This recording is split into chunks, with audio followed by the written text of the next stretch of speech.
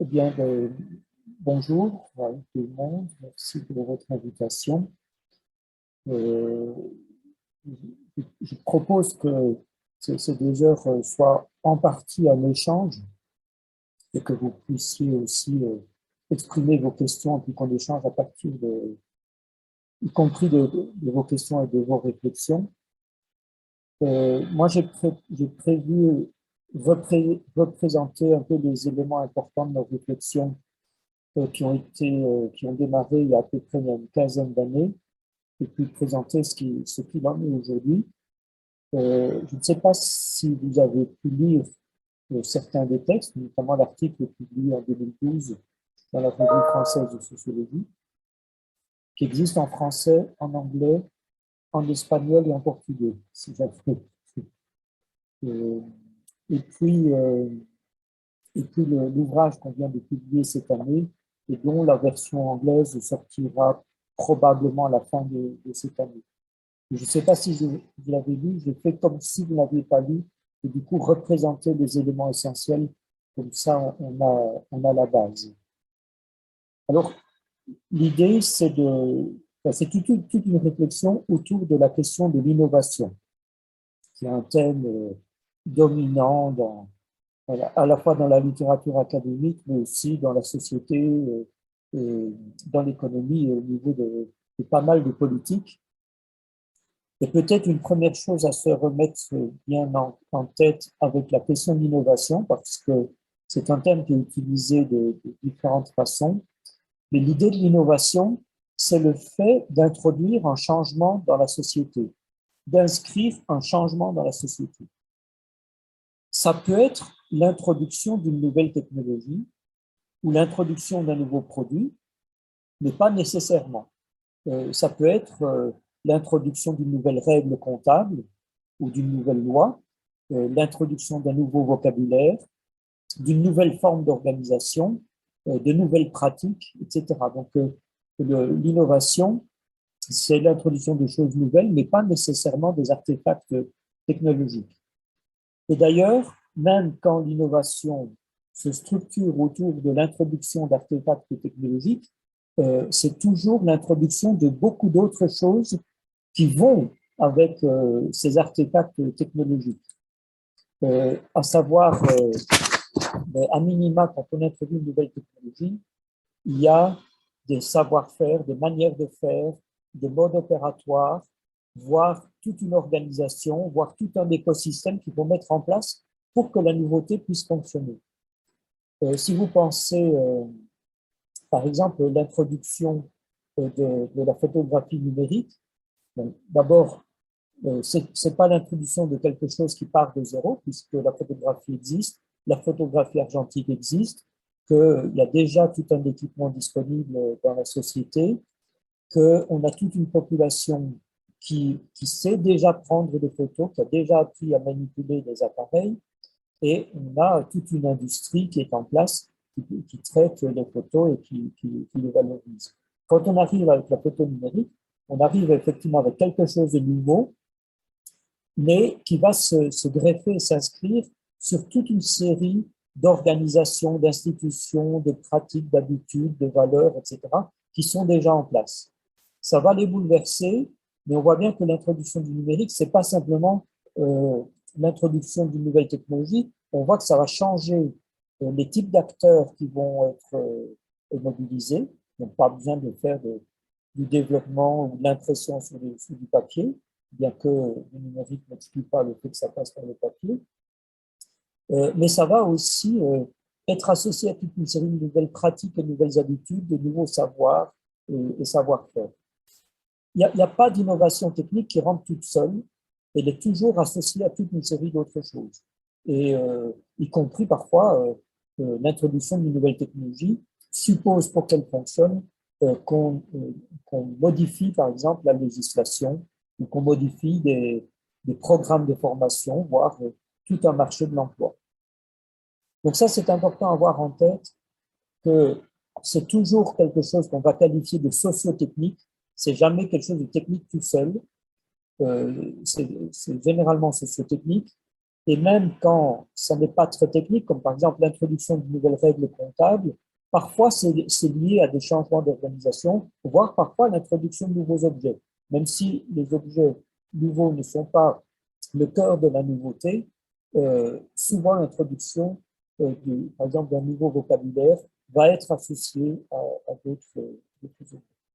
Donc ça, c'est des éléments un peu de base à avoir en tête quand on pense l'innovation, parce que dans beaucoup de cas, la tendance est de réduire l'innovation à l'introduction d'un artefact technique, d'un produit ou d'une technique. Et ça, c'est fortement se tromper.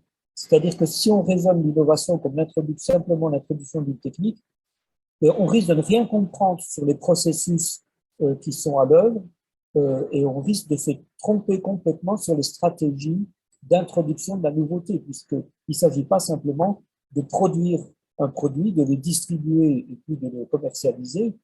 Il faut aussi que des habitudes, des manières de faire, des routines efficaces, des organisations et toute une régulation soient également transformées. Sinon, la nouveauté ne produit pas ses effets.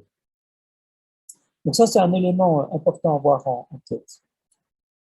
À partir de là, dans ce qu'on voit dans la littérature sur l'innovation, c'est que la littérature est largement dominée par effectivement une conception d'innovation qui est l'introduction de nouveaux objets, de nouvelles technologies qui passent largement par le marché et qui sont connotées positivement.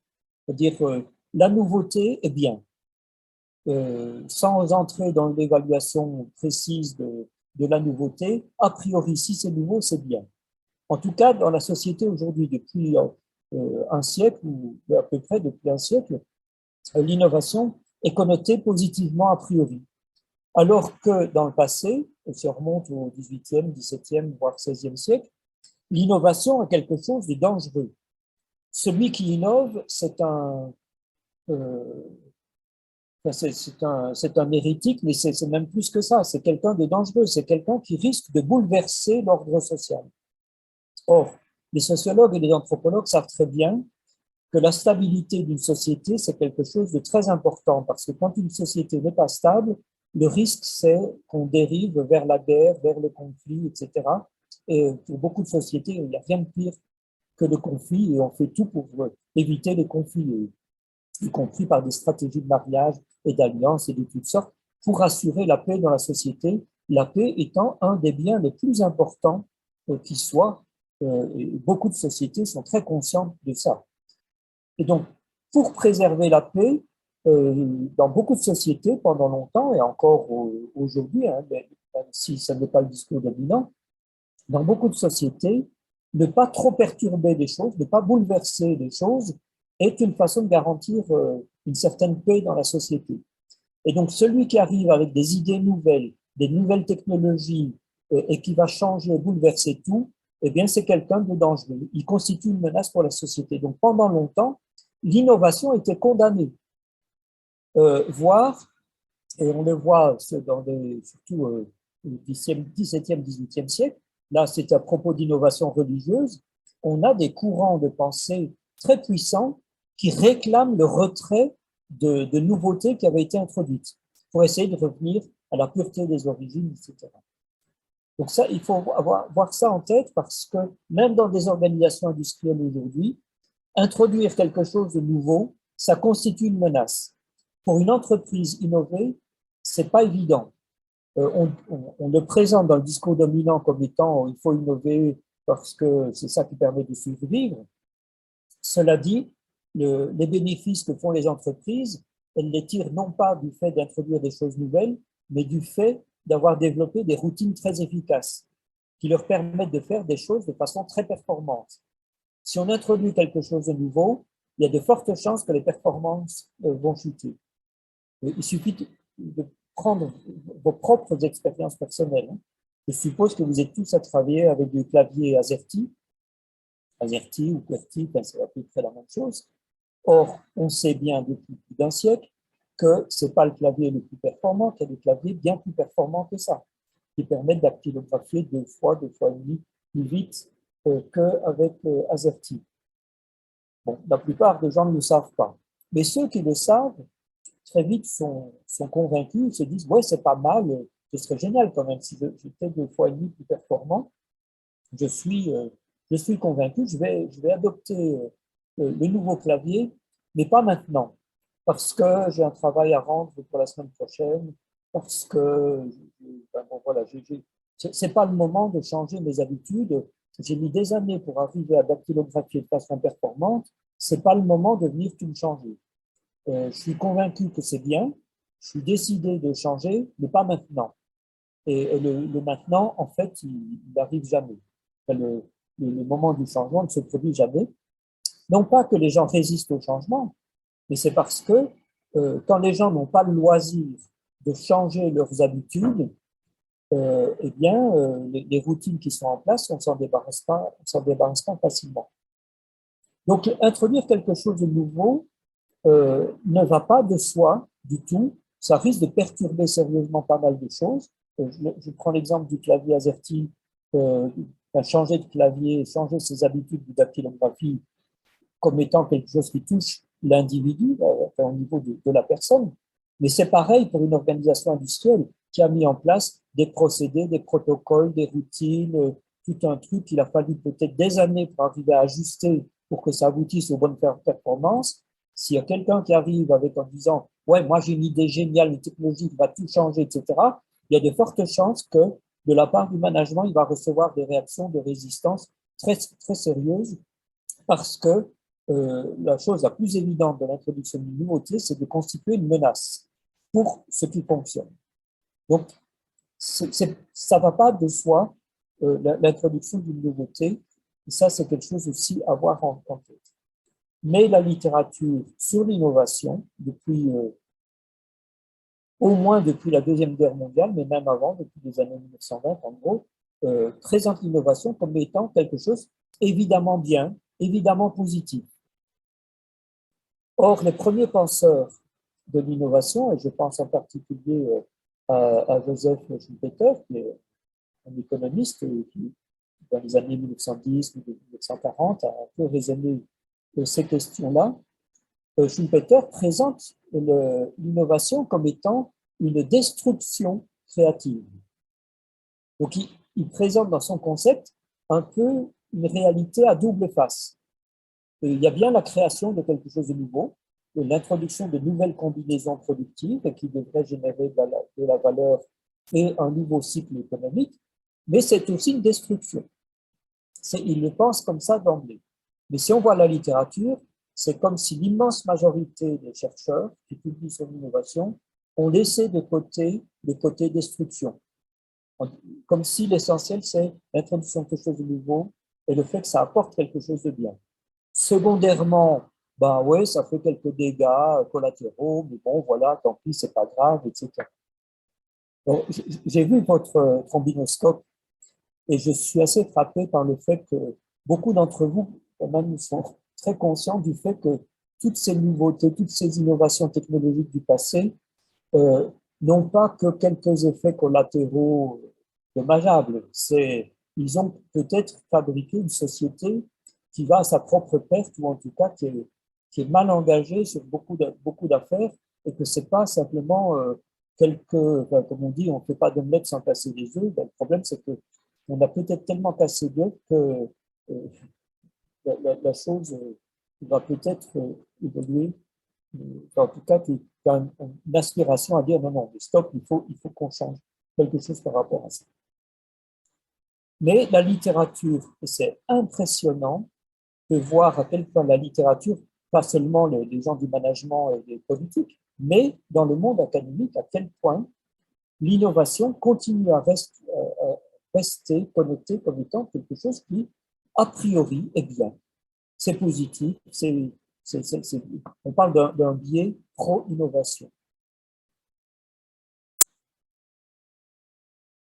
D'autre part, si on regarde cette littérature, quand on regarde comment sont pensés les processus d'innovation, ils sont pensés comme étant je dirais des changements qui vont toucher à différents aspects, comme je l'ai évoqué. Donc, ce n'est pas seulement introduire une technique ou substituer une technique, c'est aussi changer des savoir-faire, des savoirs, des organisations, des règles, etc. Donc, c'est toute une transformation qui se met en œuvre. Mais quand elle est analysée, ce qu'on voit dans la littérature, c'est que tous ces changements sont structurés autour de l'introduction de quelque chose de nouveau. Or, dans un travail que j'avais engagé il y a une quinzaine d'années avec Frédéric Boulet sur aussi l'introduction de quelque chose de nouveau dans le domaine de l'agriculture, à savoir des techniques de culture sans labour, on assistait à des tas de transformations, de conflits entre des acteurs multiples, etc., autour du machinisme agricole, autour des pratiques culturelles, autour des produits, autour des semences, etc. Donc ça, c'était assez classique. Mais en regardant tout ce matériau, j'en suis arrivé à l'idée que ce qui était structurant de cette transformation, ce n'était pas l'introduction de quelque chose de nouveau. C'était le retrait de quelque chose qui était là, et qui était là depuis longtemps, et qui déterminait et qui structurait pas mal de choses, à savoir le labour. L'introduction des cultures sans labour, ce n'est pas l'introduction d'une nouvelle pratique agricole ou de semoirs, c'était surtout le fait de retirer le labour. Et retirer le labour, ben, ça voulait dire qu'on mettait de côté la charrue, ça veut dire qu'on introduit d'autres machinismes agricoles qui viennent remplacer, compenser. Ça veut dire qu'on utilise peut-être plus d'herbicides, mais ça veut dire aussi qu'on retire des choses fortement ancrées dans la société, et notamment dans le monde paysan, où un bon agriculteur, c'est quelqu'un qui travaille sa terre. Le bon agriculteur, c'est un laboureur, c'est quelqu'un qui travaille sa terre. Si on lui dit maintenant, bah non, fini, on ne laboure plus, c'est son identité, à la fois individuelle et collective, qui est remise en cause. Et ce sont plein d'institutions sociales autour du labour qui sont remises en cause. Et là, on s'est rendu compte vraiment dans ce cas-là que on avait des dynamiques assez complexes, assez fortes, mais dont toute la structuration gravitait autour du fait de retirer le labour. Alors on s'est penché là-dessus, on a essayé de comprendre qu'est-ce qui se passe, comment ça se passe, à quoi ça tient, et quels sont les mécanismes qui interviennent. Et on a mis en évidence 4 mécanismes, essentiellement autour de l'idée du fait de se détacher du labour, de la charrue.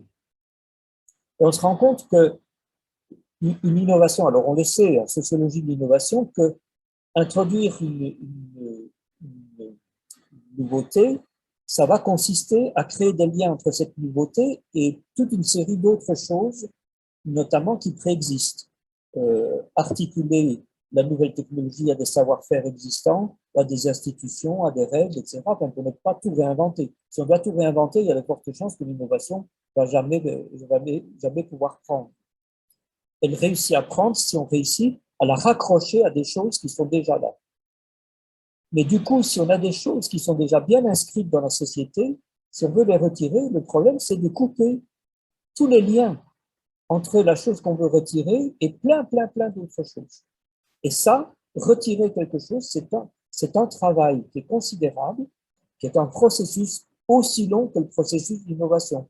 Et quand je dis aussi long, c'est comme beaucoup d'innovations, c'est-à-dire c'est facilement plusieurs dizaines d'années avant qu'un changement effectif ne s'introduise, ne se fasse. Donc, on a mis en évidence 4 mécanismes dans ce cas-là. Le premier, c'était de voir que la chose qu'il s'agissait de retirer, pour pouvoir la retirer, les porteurs de l'innovation l'associaient à des choses connotées négativement. On parlait d'association centrifuge, et par exemple, le labour a été associé au fait de devoir utiliser des tracteurs qui sont de plus en plus lourds, qui écrasent le sol et qui détruisent le sol. Tous ces tracteurs, ça consomme beaucoup de carburant, etc. Il y a eu toute une série d'associations qui ont été faites entre le labour et des choses désormais devenues indésirables dans la société, comme consommer beaucoup d'énergie, détruire les sols, etc. Donc ça, c'est un des mécanismes qu'on a vu à l'œuvre, c'est pour retirer quelque chose, on voit que les acteurs agissent pour l'associer à quelque chose de négatif. Ça facilite, je dirais, l'acceptation du fait de le retirer. Deuxième mécanisme qu'on a mis en évidence, c'était le fait que les acteurs mettaient en visibilité des choses qui étaient déjà là, mais qu'on ne voyait pas ou qu'on minimisait. En l'occurrence, sur cette étude de cas, c'était les vers de terre. Les vers de terre, ils sont là, dans le sol, mais en gros, on ne les voyait pas, et pas souvent, ou on ne les prenait pas en compte, et pas beaucoup, hein, y compris dans les sciences agronomiques, ils étaient très peu pris en compte.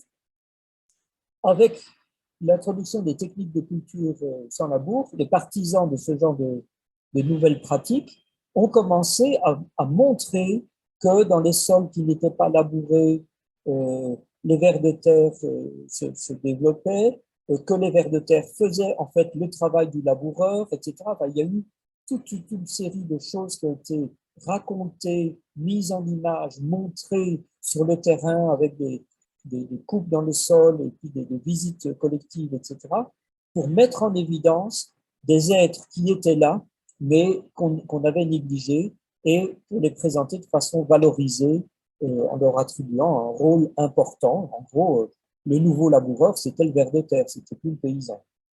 Donc ça, c'était un deuxième mécanisme, c'était de mettre en évidence, en lumière, des entités ou des relations qui existaient, mais qu'on ne voyait pas vraiment.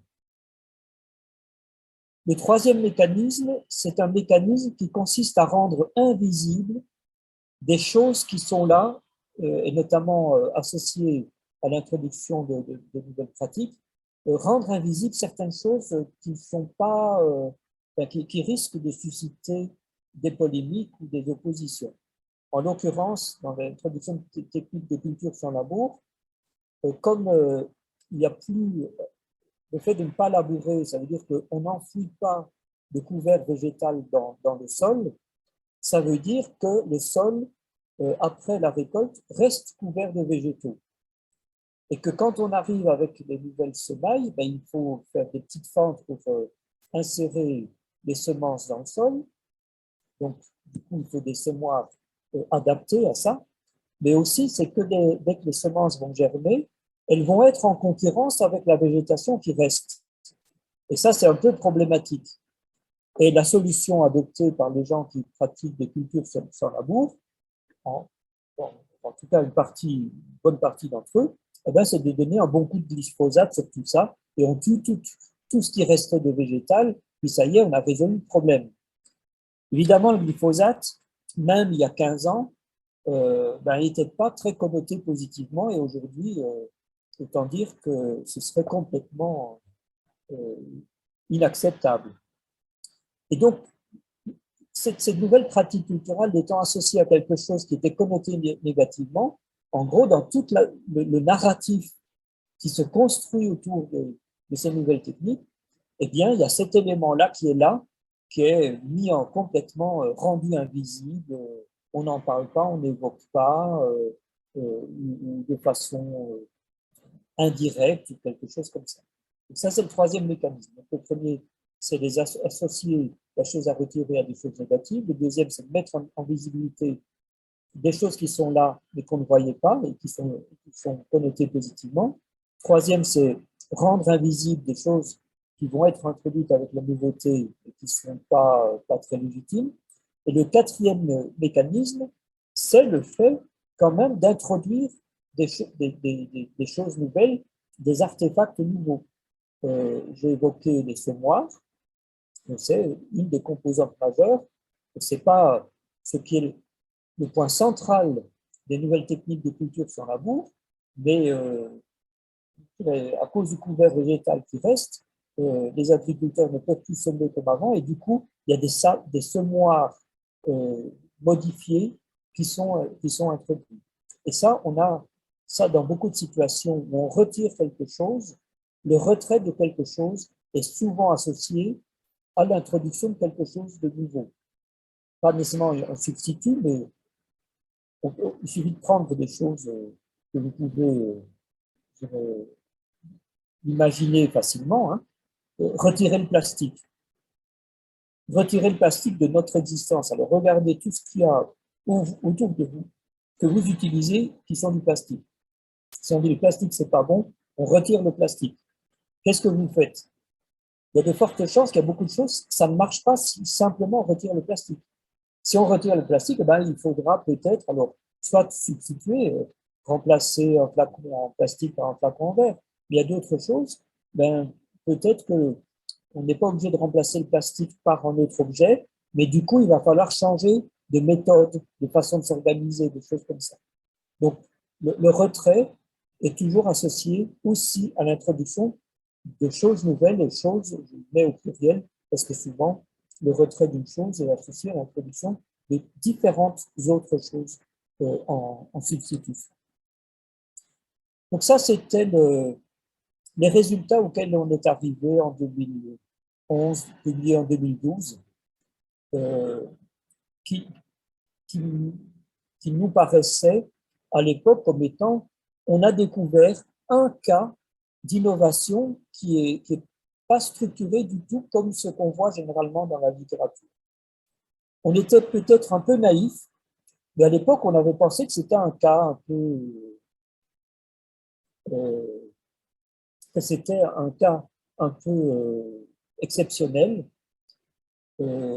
Et quand on l'a publié, puis quand on a fait des exposés autour de ça, on s'est rendu, ça a eu énormément d'écho chez chez les personnes qui nous écoutaient. Et beaucoup de gens nous ont dit, mais c'est génial, la société sans voiture, la société sans nucléaire, l'agriculture sans pesticides, l'alimentation sans sucre, etc. Les gens qui nous ont entendus nous ont dit, mais il y a plein de problèmes du même genre, dans plein de domaines. Nous, on pensait qu'on avait un cas un peu spécial, un peu à part, et en fait, nos collègues ont mis en évidence en fait que c'était une problématique quand même beaucoup plus répandue que ce qu'on imaginait. Donc, je vois que dans le chat, il y a Claire qui demande, je n'ai pas compris quel rapport, de quel rapport vous parlez au début. Donc, je ne sais pas si c'est d'un rapport ou si c'est de l'article qu'on a publié en 2012.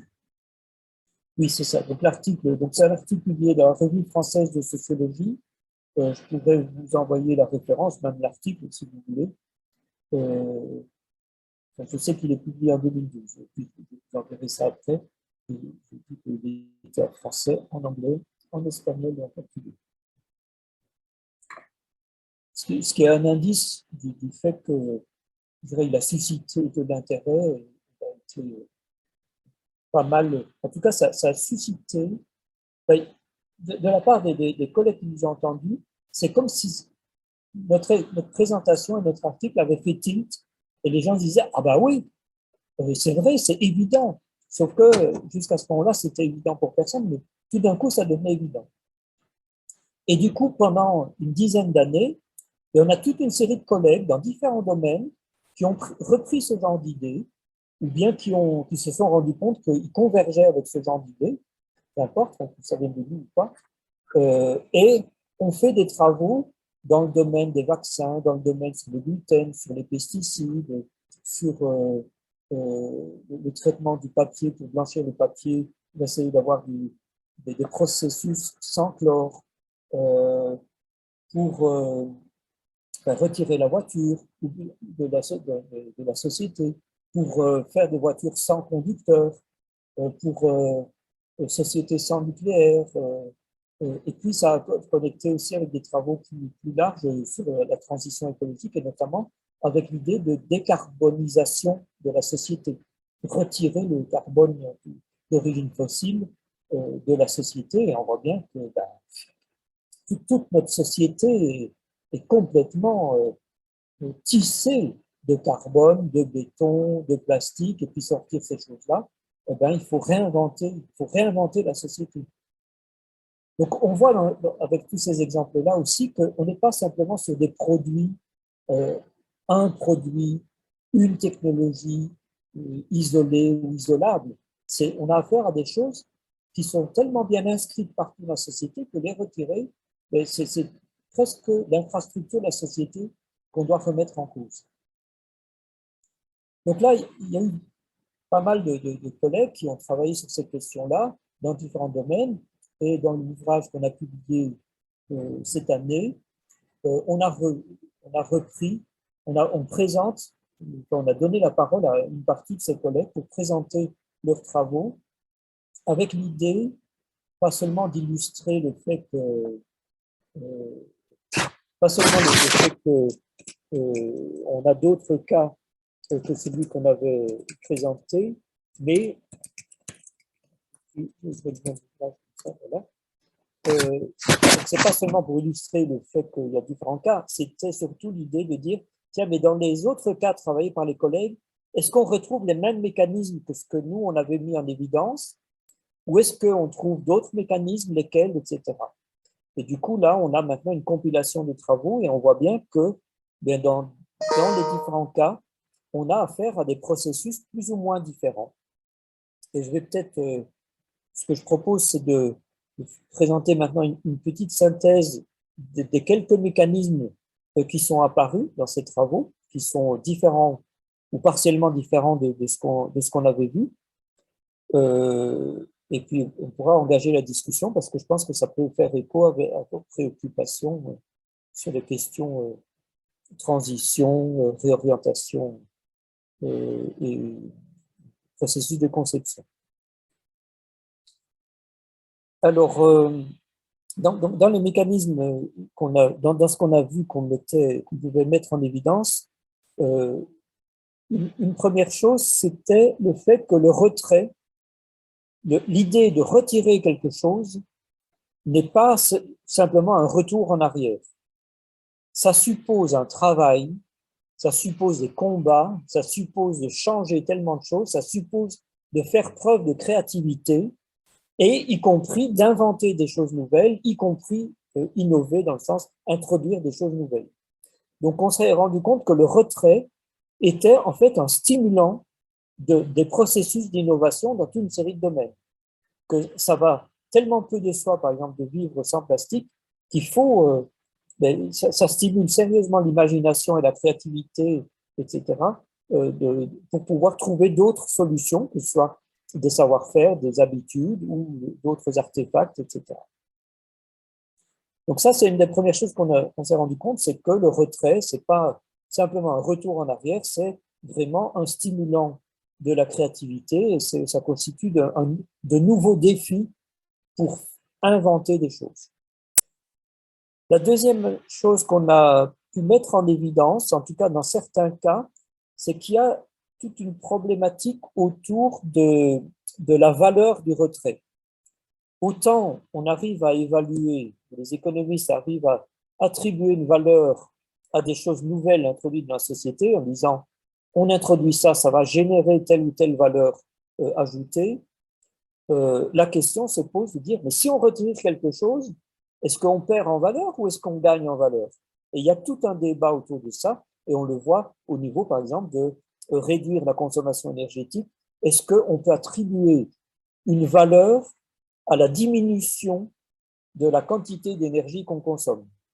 On voit bien que c'est positif pour la planète de consommer moins d'énergie. Donc si c'est positif, ça devrait avoir une valeur. Alors comment on chiffre la valeur de quelque chose qu'on retire?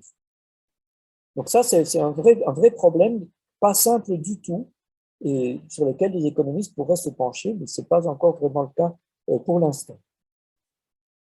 Un troisième point qu'on a vu, c'était le fait que le retrait est souvent associé à tout un imaginaire, à tout un narratif qui connote le retrait positivement comme étant quelque chose comme retour aux origines, retour à la pureté, le fait de faire sans telle ou telle technologie, c'est retrouver la nature, retrouver les vertus de la nature, le fait de sans vaccin, c'est retrouver les défenses naturelles, etc. Il y a tout un discours autour de ça, que ce soit fondé ou pas, c'est pas ça la question, mais il y a tout un discours de retour à la pureté, de retour à l'origine, de laisser faire la nature, de laisser faire les choses. Et on le retrouve aussi, par exemple, dans certaines nouvelles pédagogies où il s'agit de retirer les profs. Les profs, c'est un intermédiaire entre le savoir et les étudiants, et c'est des intermédiaires qui embrouillent les choses et puis qui véhiculent qu'une série de choses pas souhaitées. Donc, si on retirait les profs, il y aurait un accès immédiat des étudiants au savoir. Il y a tout un discours autour de ça, comme quoi ce serait mieux, voilà, on s'appuierait sur les compétences spontanées des enfants, sur leur propre créativité, etc., plutôt que de les voir brimés par des professeurs qui véhiculent la discipline et les règles de l'institution. Il y a tout un narratif autour de ça qu'on trouve, en tout cas sur la majorité de ces dynamiques de retrait. Un autre élément qui était déjà évident, mais c'est encore plus évident aujourd'hui, c'est que ces retraits, c'est jamais des choses simples. On dit, on retire une chose, voire on le substitue par une autre chose. C'est en fait toujours des bouleversements, des réagencements de toute une série de choses et d'agencements. Il faut repenser les agencements en retirant certaines choses, en ajoutant d'autres choses, en transformant certaines autres choses. C'est en fait tout un réassemblage qu'il s'agit de constituer. Alors, dans le chat, Pierre, vous dites que le retrait est vu aussi comme un retour en arrière. Ça, c'est ce qu'on entend surtout chez ceux qui s'opposent au retrait, qui voient ça négativement, où le côté retour en arrière a une connotation négative. Ceux qui le connaissent positivement ne disent pas tellement en arrière, c'est plutôt revenir aux origines. Et c'est comme si en arrière et les origines, ce n'était pas la même chose. Le retrait des troupes, une défaite. Je pense que pour la population russe, ce ne serait pas une retraite, ce ne serait pas une défaite. Pour Poutine peut-être, et symboliquement c'était une défaite, mais parce que Poutine se préoccupait de dire, mais malheureusement, les Ukrainiens envoient des bombes sur mes soldats, que c'est un problème. Ben, ils tirent ces soldats. Ce serait, voilà. Mais effectivement, ce dont je parle ici, on peut l'appliquer sur des situations comme celle-là. D'ailleurs, dans la version anglaise de l'ouvrage, on a décidé de republier un vieil article de Donald Mackenzie qui a été publié en 2007 sur Uninventing the Bomb, à propos de la bombe nucléaire. Et sa question, c'était de savoir, est-ce qu'on peut retirer le nucléaire, la bombe atomique de la société? Et qu'est-ce qu'il faut faire pour pouvoir le retirer? Et puis, il montrait à quoi la bombe était attachée en termes d'écosystème technologique, d'institutions, de règles, d'accords internationaux, de croyances, etc. Enfin, il montre tous les multiples attachements de la bombe atomique en disant, mais si on veut la retirer, ben, il va falloir défaire un à un tous les liens qui sont là. C'est possible, mais voilà ce qu'il va falloir faire. Je trouvais que c'est un tout petit peu d'actualité que de revenir à ce texte. Donald Mackenzie avait, sans l'avoir conceptualisé comme nous, en fait, déjà abordé ce genre de sujet. Alors, vous comprenez qu'avec tout ça, le retrait, c'est un vrai travail. Non seulement ça demande créativité, inventivité, etc., mais c'est vraiment un travail de longue haleine. Parfois, ça suppose des combats assez lourds parce que on a au retrait s'oppose toute une série d'acteurs qui ont des intérêts, ou simplement des intérêts pas nécessairement mal vus. Quand je pense, je dirais à vous par rapport au clavier AZERTY, c'est pas que vous êtes contre le changement, mais il y a de fortes chances que vous allez résister au fait de retirer ce clavier, même pour passer à un autre qui est plus performant. Donc, il y a des résistances plus ou moins fortes, mais aussi il y a des industriels, des intérêts industriels, et je dirais qui, comme des individus, ben, ne sont pas prêts à perdre quelque chose qui marche bien pour aller vers quelque chose dont ils ne savent pas très bien s'ils vont s'en sortir positivement ou pas. Donc, il y a des résistances, mais c'est normal. Et du coup, c'est un processus de longue haleine, de combat, de négociation, de redéploiement de stratégies des uns et des autres, etc. Ça a aussi comme effet que on est, comme pour beaucoup de processus d'innovation, on est sur des processus dont l'issue n'est pas déterminée a priori. Et en plus, l'issue n'est pas simplement mais ça a marché ou ça n'a pas marché. C'est que souvent, on arrive à des situations où oui, finalement on a un retrait, au moins un retrait partiel, ou un quasi-retrait, un quasi-détachement, moyennant le fait que certaines choses ne sont pas complètement retirées, où elles ont été remplacées par quelque chose de proche. On a affaire à des situations beaucoup plus nuancées que ce qu'on pouvait imaginer a priori. Et on voit bien que on raisonne sur les acteurs de ces changements, et on voit bien qu'il s'agit de composer avec des requalifications, des retraits d'intensité variables, des quasi-détachements ou des réattachements à d'autres choses, etc. Enfin, on voit qu'on a fait une dynamique assez complexe autour de ça. J'insiste vraiment beaucoup autour de tout ça, notamment vis-à-vis de certaines parmi vous qui sont peut-être plus orientés vers du design ou de la conception d'un produit ou d'une technologie et qui peuvent avoir tendance à raisonner autour d'un produit. Or, je pense qu'avec ce que je raconte, vous comprenez bien que ça ne tient pas beaucoup la route de raisonner autour d'un produit parce qu'il y a tellement d'attachement à des tas d'autres choses, soit qu'il faut construire, soit qu'il faut défaire, soit qu'il faut transformer, que se centrer sur un seul artefact, on ne comprend pas les dynamiques d'innovation dont il est question. Mais reprenez des exemples simples comme imaginez retirer le plastique ou imaginez retirer le béton ou les énergies fossiles, et puis on voit bien qu'on n'est pas sur une affaire simple. Ça, c'est pas qu'une affaire de technique et de processus. On voit bien que ça change beaucoup, beaucoup de choses, y compris dans la société. Un autre élément important, je crois que je m'arrêterai, deux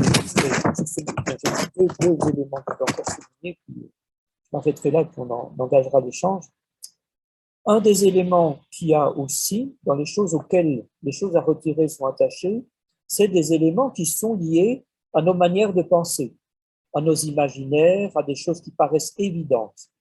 Et on le voit notamment dans un chapitre que j'ai écrit avec E.F. Stephen, à propos, en principe, c'est l'introduction d'un système de partage de données dans le secteur agricole qui soit un système de partage entre pairs, entre les différents acteurs et qui partagent les données qu'ils sont d'accord de partager entre eux sans contrôle centralisé, etc. Ce qui est de frappant, c'est que le gros problème pour arriver à introduire cette nouveauté-là, c'est de faire disparaître une croyance qui est le fait que si on veut partager des données entre une série d'acteurs, il y a une solution simple, c'est de tout centraliser, toutes les données, d'avoir une super base de données centralisée, et à ce moment-là, toutes les données sont là et on les repartage facilement. Alors, cette solution-là n'existe pas, en l'occurrence, il n'y a pas de base de données centralisée dans le secteur agricole, pour une raison simple, c'est qu'on a affaire à des sous-secteurs en concurrence les uns avec les autres, des petits et des grandes exploitations, des coopératives, des entreprises, des nationales, des internationales, des pouvoirs réglementaires dans des domaines agricoles au niveau national, au niveau régional, etc. C'est d'une complexité inouïe qui fait que c'est presque inimaginable d'avoir une base de données centralisée. N'empêche que chaque fois qu'il est question de partager les données, tous les acteurs sont d'accord pour dire oui, c'est bien de pouvoir partager les données et on n'a pas envie de réintroduire 10 fois notre nom, notre adresse chaque fois qu'on veut partager les données. Chaque fois revient comme une évidence, la solution, c'est une base de données centralisée. Donc, la base de données centralisée n'existe pas dans le secteur, mais la conviction que c'est la solution domine tellement que ça bloque toute émergence de solutions alternatives. Donc là, le retrait, c'est le retrait d'une idée dominante. Et ça, on peut le retrouver dans d'autres domaines. Et puis le dernier point, que je vais juste mettre en évidence ici, mais qui va abonder dans le même sens de tout ce que j'ai dit, c'est que le retrait, on l'a souvent pensé comme étant le retrait d'une chose ou d'un produit. Je donne l'exemple du plastique, le béton, les pesticides. On peut raisonner en disant on va retirer les pesticides, voilà, on retire ces produits-là. En fait, le problème, c'est que ces produits sont liés à tout un système socio-technique où il y a des tas d'autres choses associées. Et si on retire ça, peut-être qu'on va effectivement retirer les pesticides de synthèse. Et une des façons de faire, eh bien, c'est de remplacer les pesticides de synthèse par des pesticides d'origine organique. Et les pesticides d'origine organique, ils ne sont pas nécessairement moins toxiques pour les individus ou l'environnement que les pesticides de synthèse. Donc, globalement, oui, on peut peut-être réussir à retirer les pesticides de synthèse, mais on n'aura rien changé au système socio-technique de l'industrie agroalimentaire. Et donc là, se pose la question de dire, oui, mais peut-être que la problématique du retrait, elle doit aller beaucoup plus loin que le retrait d'un élément interconnecté avec plein d'autres choses et de sa substitution par un autre. C'est peut-être le problème de gérer la sortie d'un système socio-technique, d'un régime socio-technique, etc. Et quand on pense à décarbonation de la société, on voit bien que c'est ça. Il y a un changement majeur à conduire dans la société autour du retrait du carbone d'origine fossile, mais ce n'est pas simplement pour lui substituer des petits trucs équivalents. Voilà les réflexions je dirais, qui ont émergé avec ces travaux. Je pense que ça fait écho aux réflexions de plusieurs d'entre vous, qui ont soit à partir de leur formation ou parfois, même je dirais, d'une forme de retrait par rapport à une carrière dans laquelle vous étiez engagé pour vous réorienter vers autre chose. Je pense que je dirais, ce que j'ai présenté là suscite probablement des questions et des réactions, et je vous invite à les exprimer oralement de préférence, mais sinon dans le chat.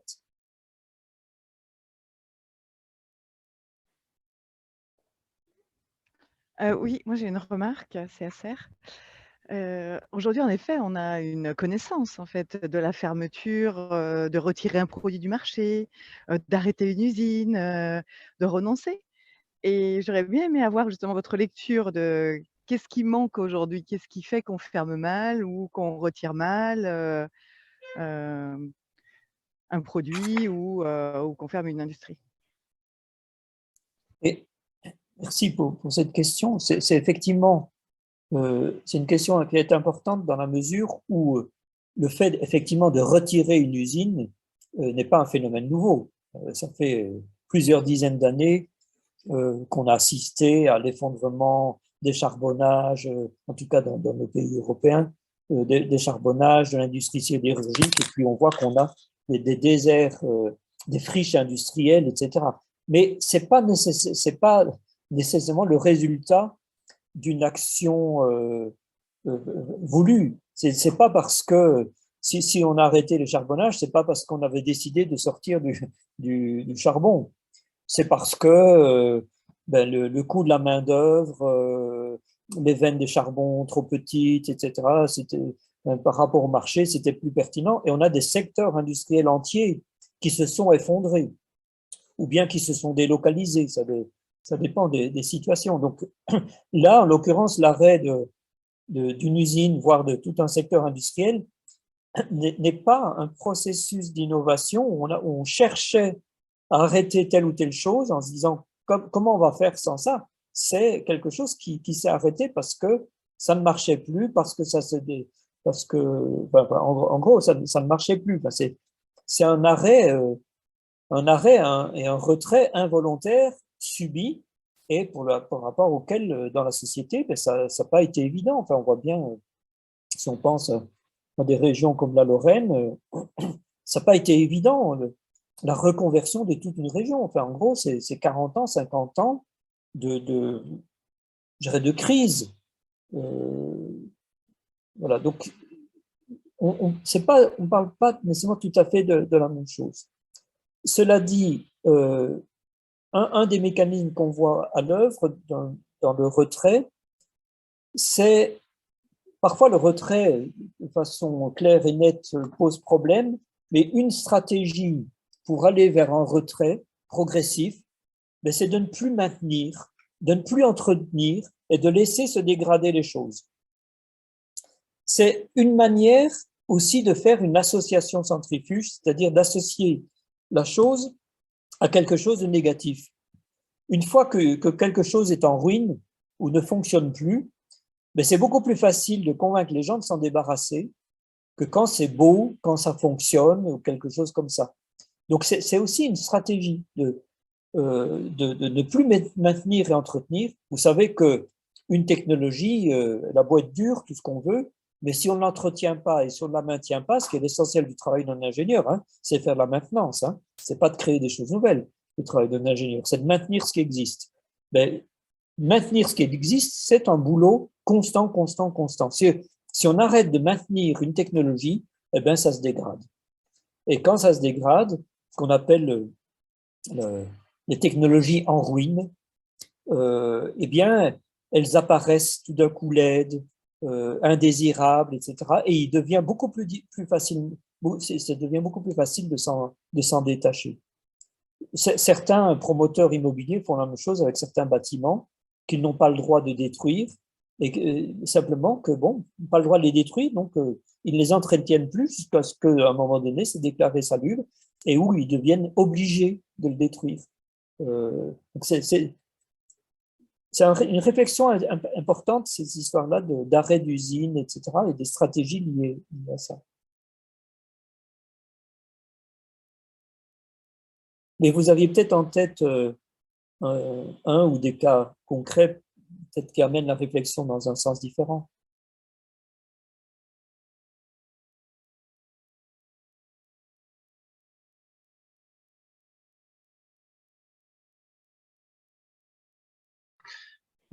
Bonjour, c'est Andrea. Je voudrais vous demander de reprendre, d'approfondir un peu ce que vous avez dit tout à l'heure sur les questions de tout l'imaginaire qui va avec l'innovation et les retraits. Parce qu'on parle beaucoup aujourd'hui de créer de nouveaux imaginaires pour remplacer l'imaginaire dominant. Mais est-ce que l'effet de travailler sur la déconstruction des imaginaires, est-ce que c'est un travail qui vaut la peine d'être fait par rapport à juste multiplier d'autres types de récits? Oui, merci pour cette question. Alors, moi, je pense que oui, je pense que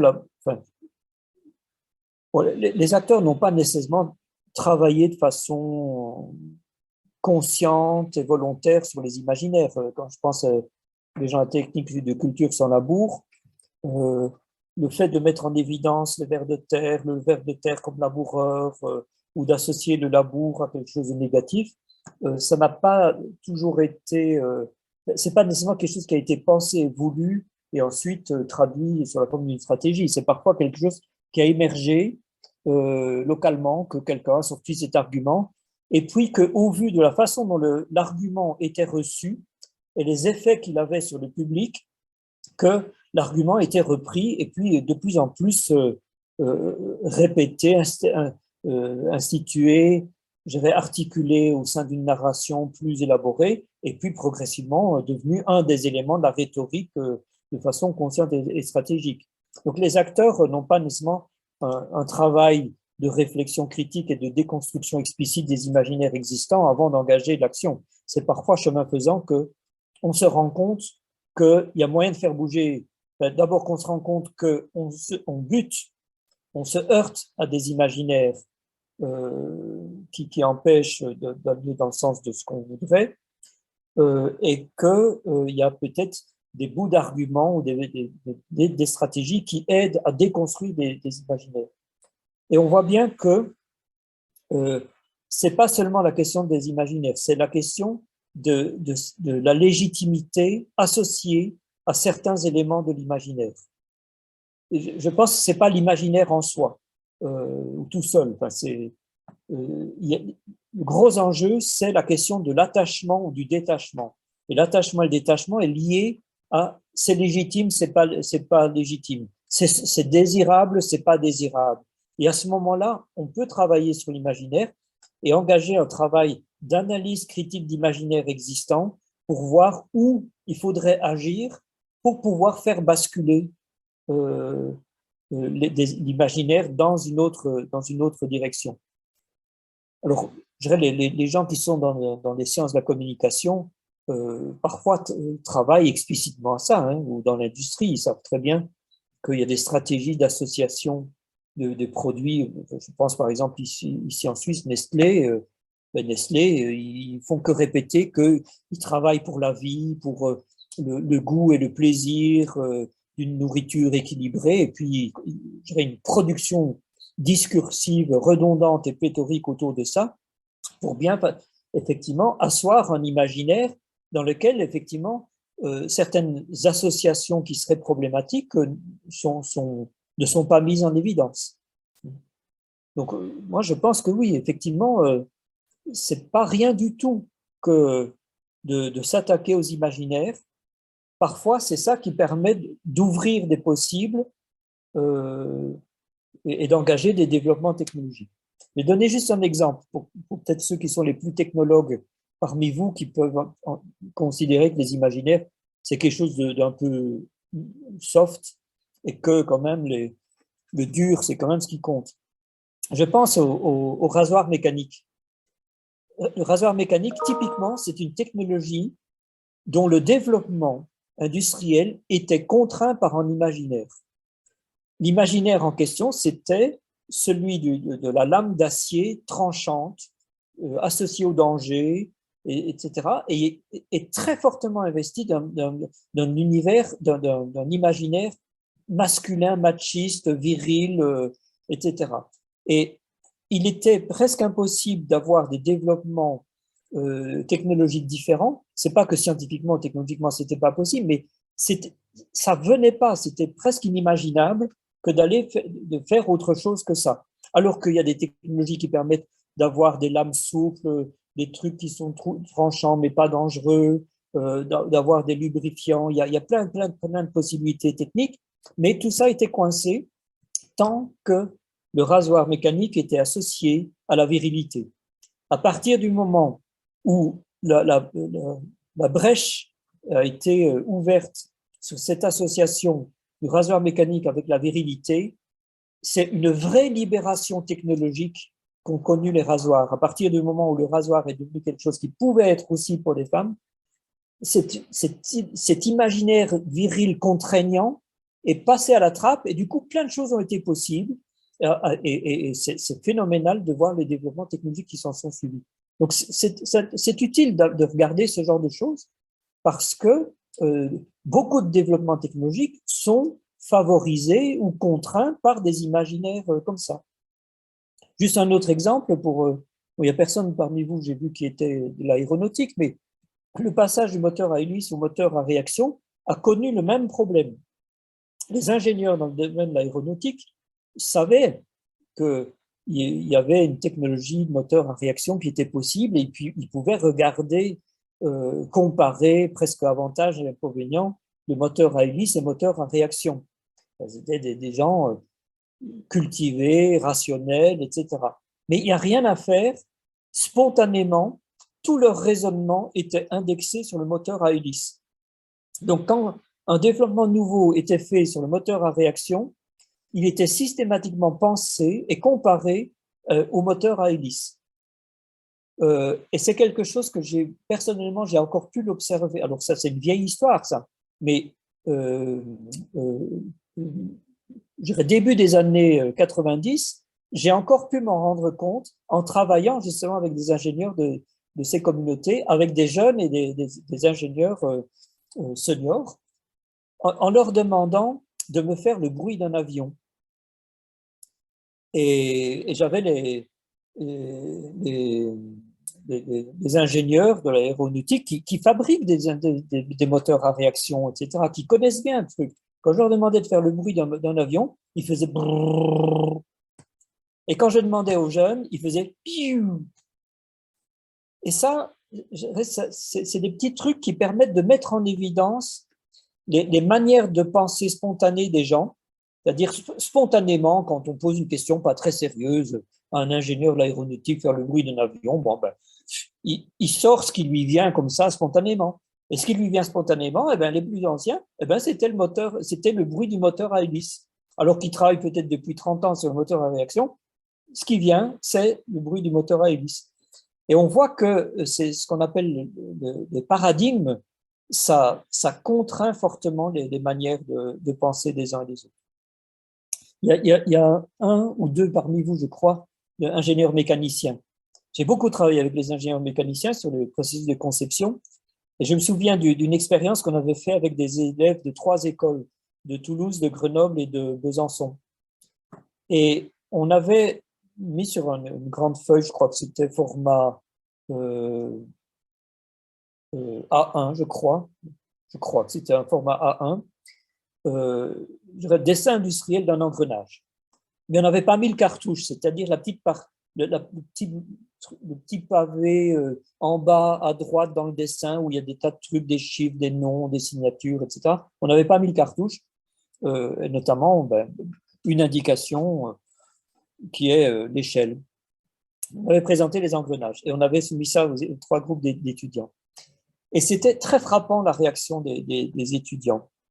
Les étudiants de Toulouse ont dit ah non, mais c'est pas possible, c'est pas possible, ça va jamais tenir un engrenage comme ça.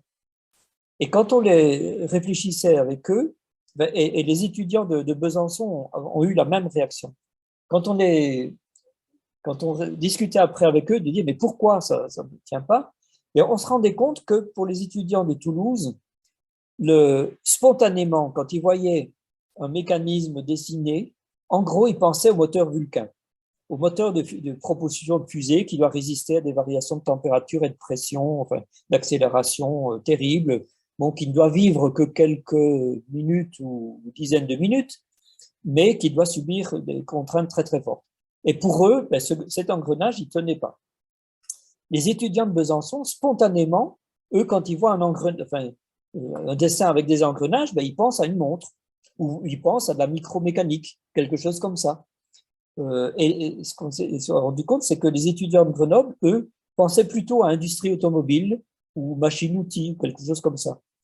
Donc, spontanément, et pourtant, tous, ils ont appris, hein, quand on a un dessin, on regarde l'échelle, etc., spontanément, ils passent outre parce qu'ils sont tellement habitués à travailler avec un type de technologie que spontanément, ils interprètent ce qu'ils voient dans le cadre de ce qu'ils sont habitués à voir comme exemple.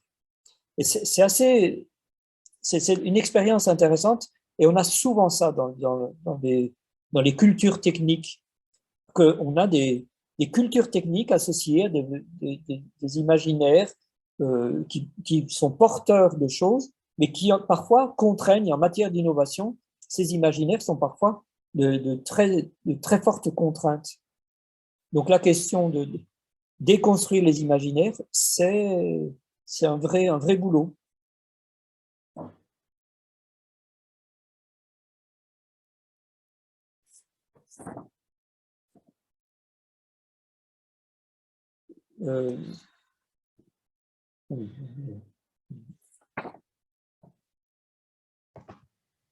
Du coup, si personne ne se lance, je veux bien intervenir.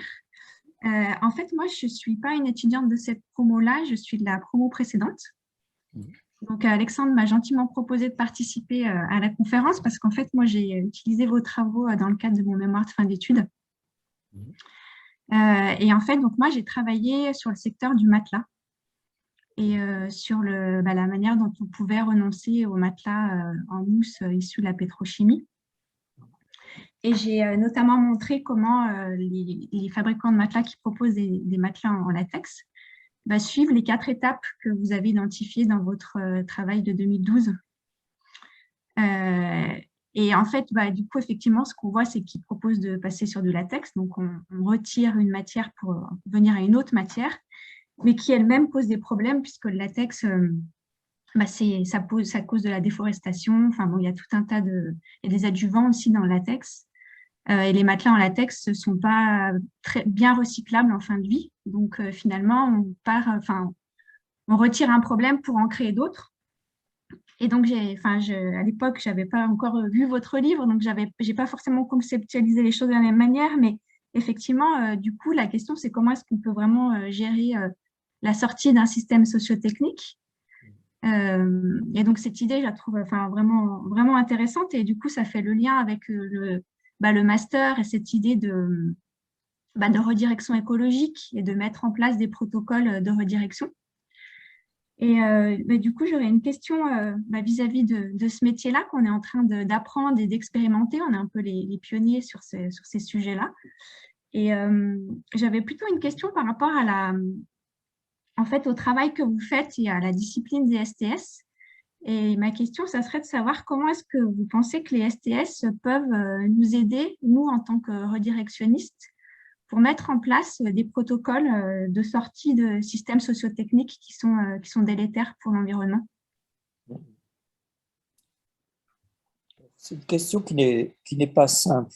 Il y a un premier volet qui est je dirais, facile, je dirais.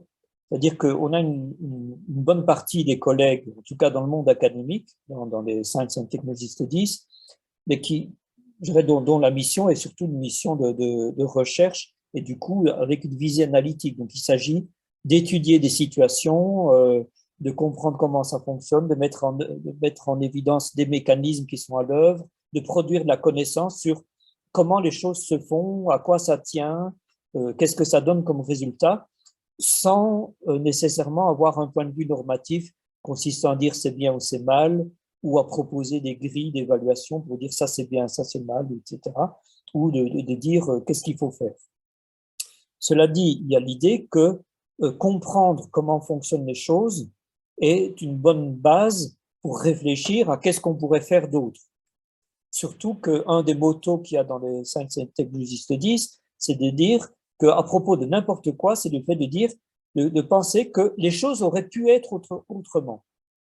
Parce que souvent, en matière de technique, ou même en matière de science, on a parfois l'impression que la vérité s'est imposée, et puis il y a la vérité, il n'y a pas autre chose, ou qu'on a la technologie, la meilleure, dominante, etc., et que c'est difficile d'imaginer que ce soit autrement.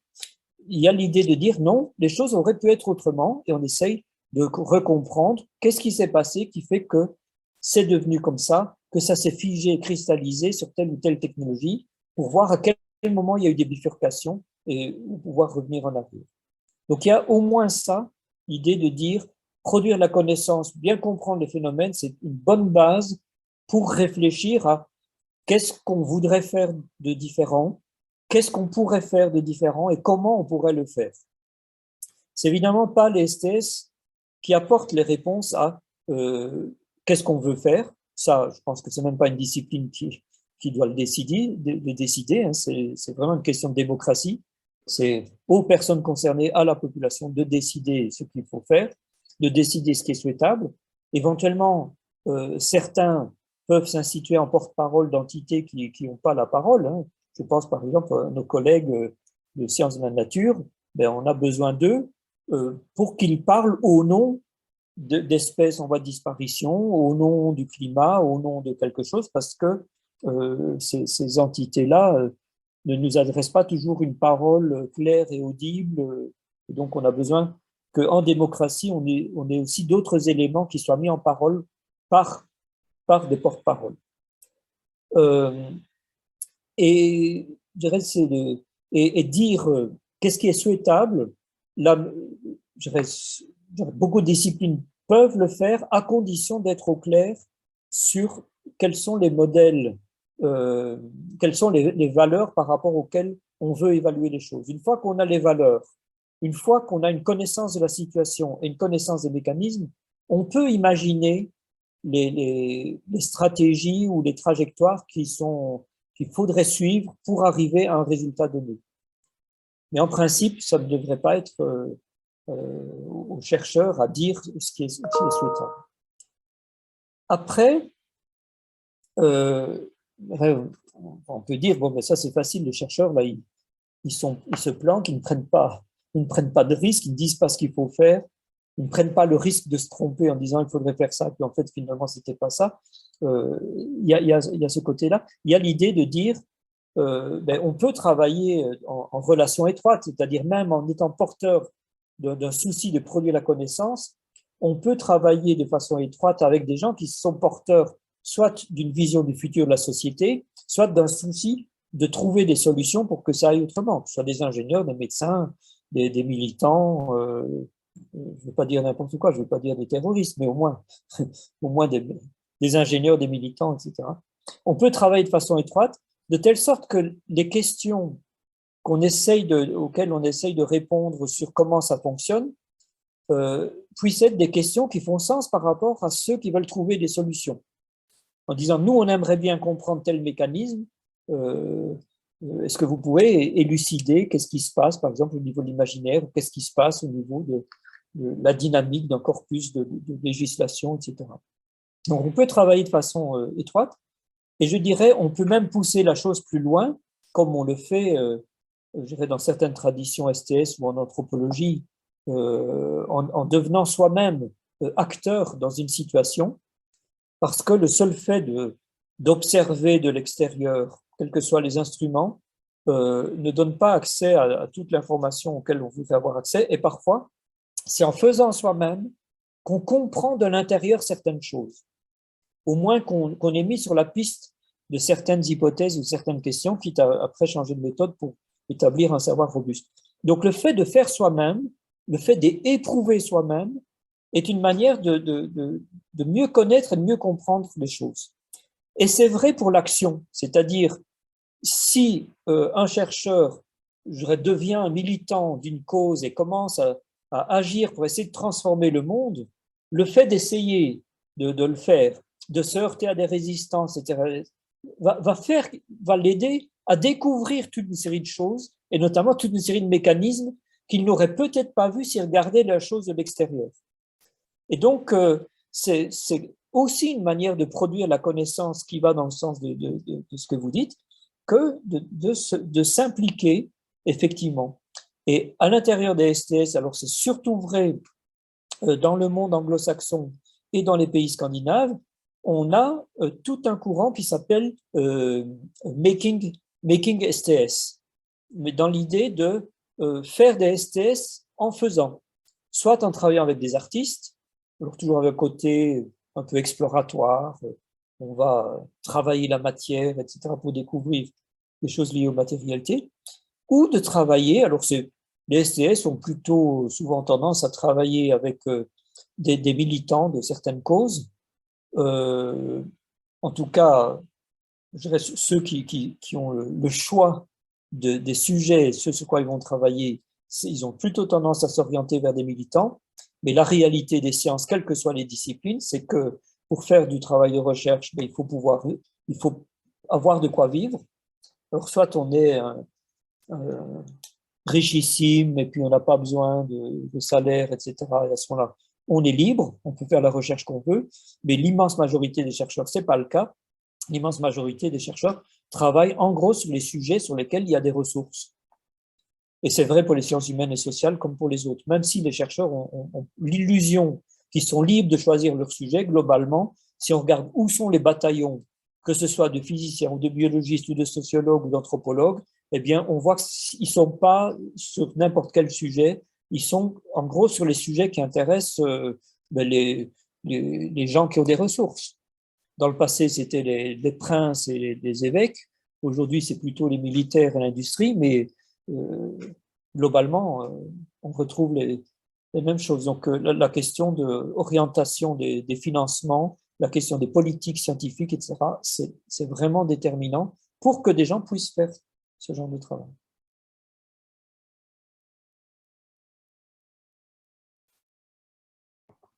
Mais je trouve que ce master, c'est un beau projet, hein, qui n'est pas évident et et c'est bien que ce soit au niveau de master. Et puis j'ai vu que la plupart d'entre vous, vous avez déjà des diplômes, voire déjà des diplômes de master antérieurs. Je pense que c'est bien que ça vienne, je dirais, en plus d'une base disciplinaire, quelle qu'elle soit, et puis que vous soyez un public mélangé, ça me paraît bien, parce que justement, vous vous attaquez à des choses d'une grande complexité où plein d'aspects différents sont liés les uns aux autres, et ça n'a pas de sens de regarder les choses que d'un point de vue technique ou que d'un point de vue juridique, etc. Enfin, c'est très, très interconnecté, et il faut des gens qui soient capables de décoder les articulations entre telle ligne de code en informatique, et puis en fait, qu'est-ce que ça implique sur le plan juridique, etc., de passer de l'un à l'autre. On a vraiment besoin de ce genre de métier hybride. Merci. Bonsoir. Peut-être une petite question par rapport à ce que vous disiez sur Stéphane, pardon, Oui. sur le retrait et lié finalement aux attachements. Alors, je ne sais pas si c'est comme ça qu'il faut le comprendre. En tout cas, c'est peut-être vos commentaires qui seront les bienvenus. Quand vous parlez finalement qu'à chaque fois qu'on avait un retrait de quelque chose, il y avait quand même quelque part l'ajout de quelque chose à côté. Donc, on ne diminuait pas finalement peut-être. Enfin, peut-être que globalement, il y avait avec associé retrait une association. Est-ce que c'est peut-être aussi humainement ce qui peut être lié à la peur du vide ou peut-être la question du détachement. En fait, on ne se détache pas, on se détache pour se rattacher à quelque chose. Le phénomène de couper est quelque chose de très compliqué peut-être pour l'humain. Et est-ce que c'est pas là, je pars un peu dans la psychologie, mais est-ce qu'il n'y a pas aussi des recherches à regarder sur comment on détache et on rattache un humain à quelque chose. Et c'est là où, genre, peut-être repartir sur ce que vous disiez sur les imaginaires. Il y a à déconstruire des imaginaires, mais il y a aussi à reconstruire des nouveaux imaginaires qui permettent de valoriser finalement le vide ou le moins. Enfin, votre titre, c'est quand même faire moins, enfin, en tout cas. Donc, il y a un intérêt du moins et comment on le valorise, ce moins. Voilà, c'est peut-être pas forcément une question, mais plus un commentaire et peut-être ça appelle un autre commentaire de votre part. Merci. Merci pour cette question. Ouais, enfin, je reste, c'est une question qui entraîne dans un domaine qui n'est pas le mien, qui serait plutôt presque celui de la psychologie. Et ça, on n'a pas abordé ça, sauf dans un chapitre à propos du détachement par rapport au gluten, où là, c'est un chapitre qui est centré sur les trajectoires d'individus. Comment des individus en viennent à finir, par exemple, à ne plus consommer de farine qui contiennent du gluten. Et on voit que c'est un processus long, c'est que comme beaucoup de choses, c'est des processus longs. Ça passe par différentes choses, notamment certains troubles, mais bon, tout le monde a des troubles divers et variés. Ça passe par le fait que de rencontrer des informations, des personnes qui font un lien entre le trouble et le fait que ça pourrait être le gluten. Mais ça ne suffit pas pour que les gens s'en détachent parce que globalement, il y a une espèce de scepticisme, on ne croit pas volontiers à ce genre de choses. Et en fait, c'est tout un processus souvent exploratoire, parfois un peu expérimental, de confrontation aussi avec de différentes sources d'informations, de points de vue, etc., etc. On a vraiment toute une trajectoire assez longue avant d'arriver à se détacher. Donc là, on a un chapitre qui traite la chose au niveau des individus, mais on ne le traite pas par rapport au fait que les gens ne se détacheraient pas parce qu'ils ont besoin d'être attachés, psychologiquement besoin d'être attachés. Peut-être que oui, mais si vous reprenez l'exemple du clavier AZERTY, si vous ne vous détachez pas du clavier AZERTY, c'est pas parce que vous êtes affectivement attaché. Peut-être que oui, mais peut-être que non. C'est probablement parce que vous avez développé des routines efficaces et que si vous voulez continuer à être efficace, si vous abandonnez ça, vous partez à l'aventure vers quelque chose dont, même si on vous a dit « ouais, c'est génial, tu vas voir, c'est machin, etc. », quand même, vous ne savez pas. Tant que vous n'avez pas fait le changement, vous ne savez pas. Et puis, même si vous faites le changement, ce que vous allez découvrir, c'est que vos performances, elles chutent. Et donc, il faudra continuer à vivre sur l'espoir que, oui, mais moyennant un apprentissage, je vais finir à avoir des performances supérieures. Donc, on voit bien que ce n'est pas nécessairement une question de besoin d'être attaché à quelque chose ou pas. Souvent, il y a des raisons très, très concrètes, très pragmatiques de rester attaché à certaines choses et de ne pas s'en détacher pour aller vers quelque chose d'inconnu. Alors, cela dit, ça peut se faire quand ça n'a pas d'importance. Quelque chose qui n'a pas d'importance pour vous, si on vous dit ben, essayez de vous en détacher, ben, vous pourrez vous en détacher facilement, puisque si déjà ça n'a pas d'importance, s'il n'y a pas d'enjeu, on dit ben, prenez ça ou prenez ça. Je pense par exemple à ce qu'on a observé en ingénierie mécanique avec le passage de la planche à dessin à la conception assistée par ordinateur.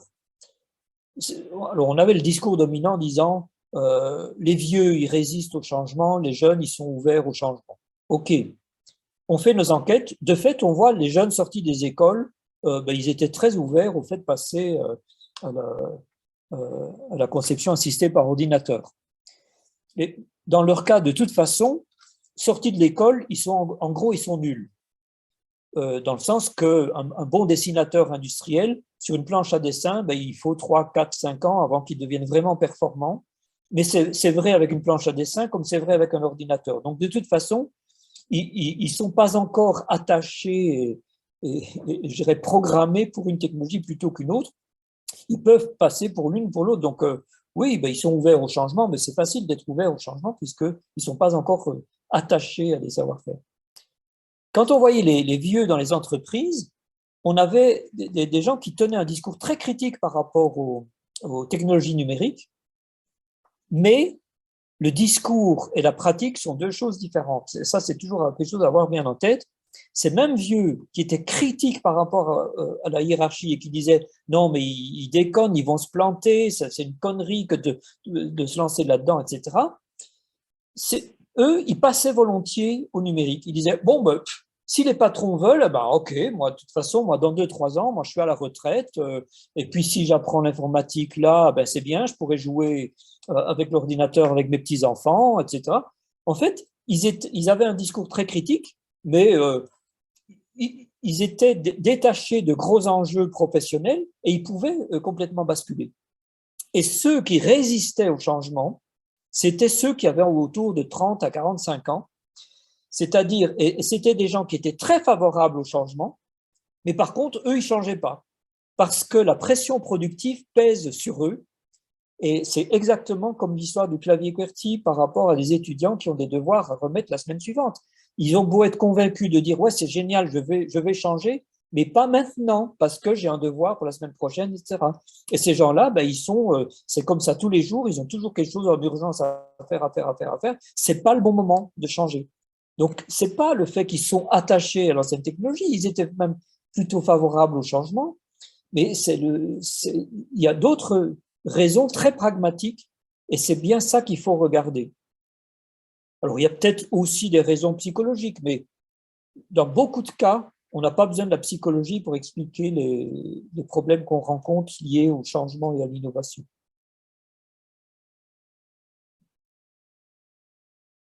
Merci beaucoup.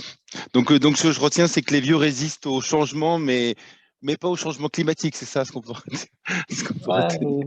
Pas la canicule. Pas la canicule, mais pas la canicule. Ok. Non, mais c'est pas sûr que les vieux résistent au changement. Non, merci. Après, il y a des limites effectivement psychophysiologiques liées au fait que mais quand on voit moins bien, quand on est plus lent dans des gestes, etc., ben, il y a des changements qu'on n'a pas trop envie de faire. Hein. C'est difficile de le penser à la place de ces gens-là tant qu'on n'est pas soi-même à souffrir de certaines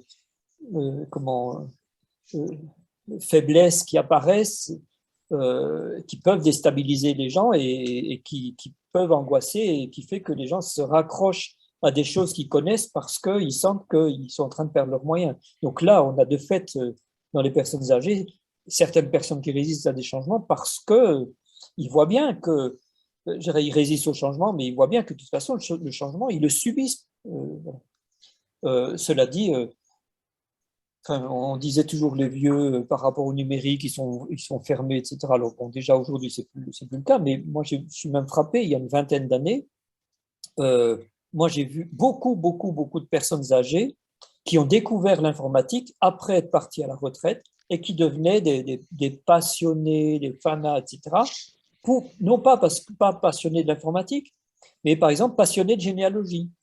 Et passionnés de généalogie pour pouvoir raconter des histoires à leurs petits-enfants. Et pour ça, il fallait qu'ils aillent dans les archives, ils se tapaient toutes les machines de microfilm, de microfiches, les formats JETCOM, les transferts de fichiers d'un ordinateur à l'autre, etc. C'était devenu de sérieux connaisseurs en informatique, mais c'était pas pour l'informatique. C'était l'informatique, ça a été une conversion qui avait du sens parce qu'il y avait l'idée de construire une narration par rapport aux générations suivantes, etc. Oui, et donc, on n'était pas dans votre pression productive, vu qu'ils étaient, pour la plupart, à la retraite, donc n'avaient pas de problème de besoin de produire. Exactement. Okay. Et en plus, ils avaient une motivation pour se mettre sur quelque chose de nouveau, comme ça. Mais beaucoup de personnes âgées se sont mis je dirais, aux tablettes, aux smartphones, essentiellement parce qu'ils souhaitaient entrer en communication avec des enfants, des proches, etc. Et bon, ça passe par la technologie. Bon, ça passe par la technologie. La question de l'attachement est à nouveau quelque chose d'important. L'attachement à la famille fait que on passe par la technologie. Mais l'histoire du téléphone est pareille. Hein. Si on était resté avec Graham Bell, on n'aurait probablement toujours pas de téléphone, hein, parce qu'il a beau avoir inventé le téléphone, mais comme il en a fait un instrument de communication pour hommes d'affaires, on n'en aurait toujours pas, hein, si vous n'êtes pas un homme, c'est-à-dire si vous êtes une femme. Et si vous n'êtes pas un homme d'affaires, vous n'auriez pas le téléphone, hein, s'il n'y avait eu que Bell. C'est parce qu'il y a eu les mouvements féministes, qui étaient des femmes bourgeoises, qui ont détourné ce que Bell appelait le téléphone rose pour en faire un instrument pour communiquer, les voisines, les cousines, les copines, tout ce qu'on veut, pour faire des choses que Bell dénonçait ça comme étant un détournement d'une technologie noble. Et c'est parce que, grâce à ce détournement d'une technologie noble, qu'il y a des lignes téléphoniques qui ont été tirées dans les campagnes. Et Bell ne comprenait pas, il disait, mais pourquoi tirer des lignes téléphoniques dans la campagne? Il n'y a pas d'industrie, donc ça ne sert à rien.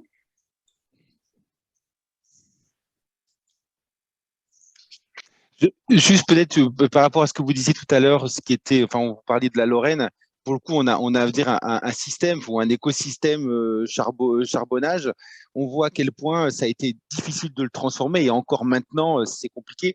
Donc justement, si on part sur cette échelle départementale ou régionale, quels sont pour vous les points qui auraient dû être, peut-être plus développés pour que cette transformation elle ait lieu plus vite, ou est-ce que c'était possible? Que si on repasse à l'échelle planétaire, autant dire qu'on est très très mal si on prend cet exemple-là comme quelque chose qui est normal dans la transformation. Parce que ça a pris beaucoup de temps et on n'est pas arrivé au bout. Oui, mais presque toutes les transformations prennent beaucoup de temps. Il n'y a pas besoin de technologies compliquées ou de choses très compliquées. Le congélateur, il a fallu 40 ans. Pourtant, c'est une technologie bien simple, mais il a fallu 40 ans parce que le congélateur tout seul, c'est rien. Le congélateur, ça a du sens si vous avez une chaîne du froid. Ça veut dire qu'il y a des congélateurs de toutes sortes un peu partout, qu'il y a une législation, qu'il y a tout un savoir-faire, etc., etc. Et pour instaurer tout ça, c'est 40 ans. Alors, pour retirer pour le coup. Là, on retirait le charbon, on va dire, entre guillemets. Oui, oui. Et qu'on le prenne au niveau d'un individu, au niveau d'une région, au niveau de la planète, globalement, ça prend du temps, mais on peut avoir parfois des phénomènes et des basculements qui sont hyper rapides, même au niveau de la planète ou au niveau d'une région. Alors, je ne suis pas spécialiste de la question de la Lorraine, mais il y a plusieurs éléments qui jouent. C'est le fait d'avoir un secteur industriel, même deux secteurs industriels qui s'effondrent et qu'il n'y a pas de solution alternative disponible, économiquement disponible, ça n'aide pas à favoriser la transition. Ça, c'est une chose. Mais il n'y a pas que ça. Et très clairement, dans le cas de la Lorraine, il n'y a pas que ça. Parce que ce qu'on a vu, ça a été quand même un phénomène social assez impressionnant que des anciens de la sidérurgie ou des anciens mineurs qui avaient parfois des possibilités de trouver un emploi dans un autre secteur ont préféré être mal socialement et financièrement plutôt que de renoncer à leur identité professionnelle. Parce qu'il y avait une fierté professionnelle liée à certains métiers. Et ça, c'est aussi quelque chose que si on n'y fait pas attention, eh bien, ça peut susciter des résistances. On dit, c'est comme les agriculteurs avec le labour. Hein. Ils ont beau être convaincus que ouais, les vers de terre, c'est génial, les tracteurs, ça écrase le sol, machin, etc., etc., etc. N'empêche que depuis peut-être 1000 ans ou 2000 ans, si je reprends la Bible, que quand même le laboureur, enfin, le paysan, c'est celui qui travaille sa terre, et si tout d'un coup il ne travaille pas sa terre, qui est-il? Je dirais, il y a besoin de reconstruire une nouvelle identité. Est-ce qu'il y a un discours alternatif disponible dans la société pour que le paysan puisse être encore fier d'être paysan tout en ne labourant plus sa terre?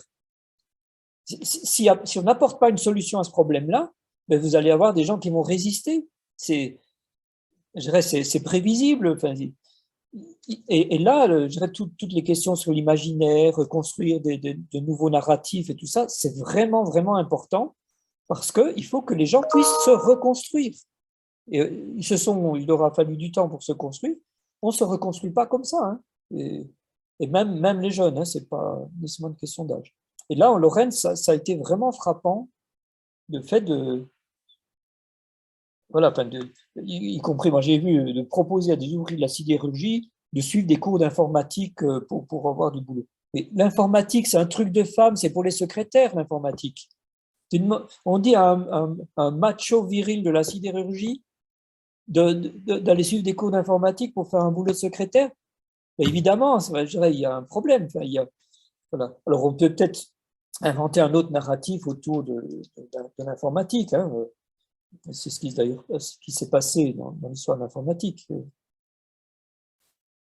Mais voilà, il ne faut pas sous-estimer l'importance de ces phénomènes-là. Il ne faut pas simplement dire « ouais, les gens, ils résistent ». Si on dit « les gens, ils résistent », ça veut dire qu'on n'a rien compris.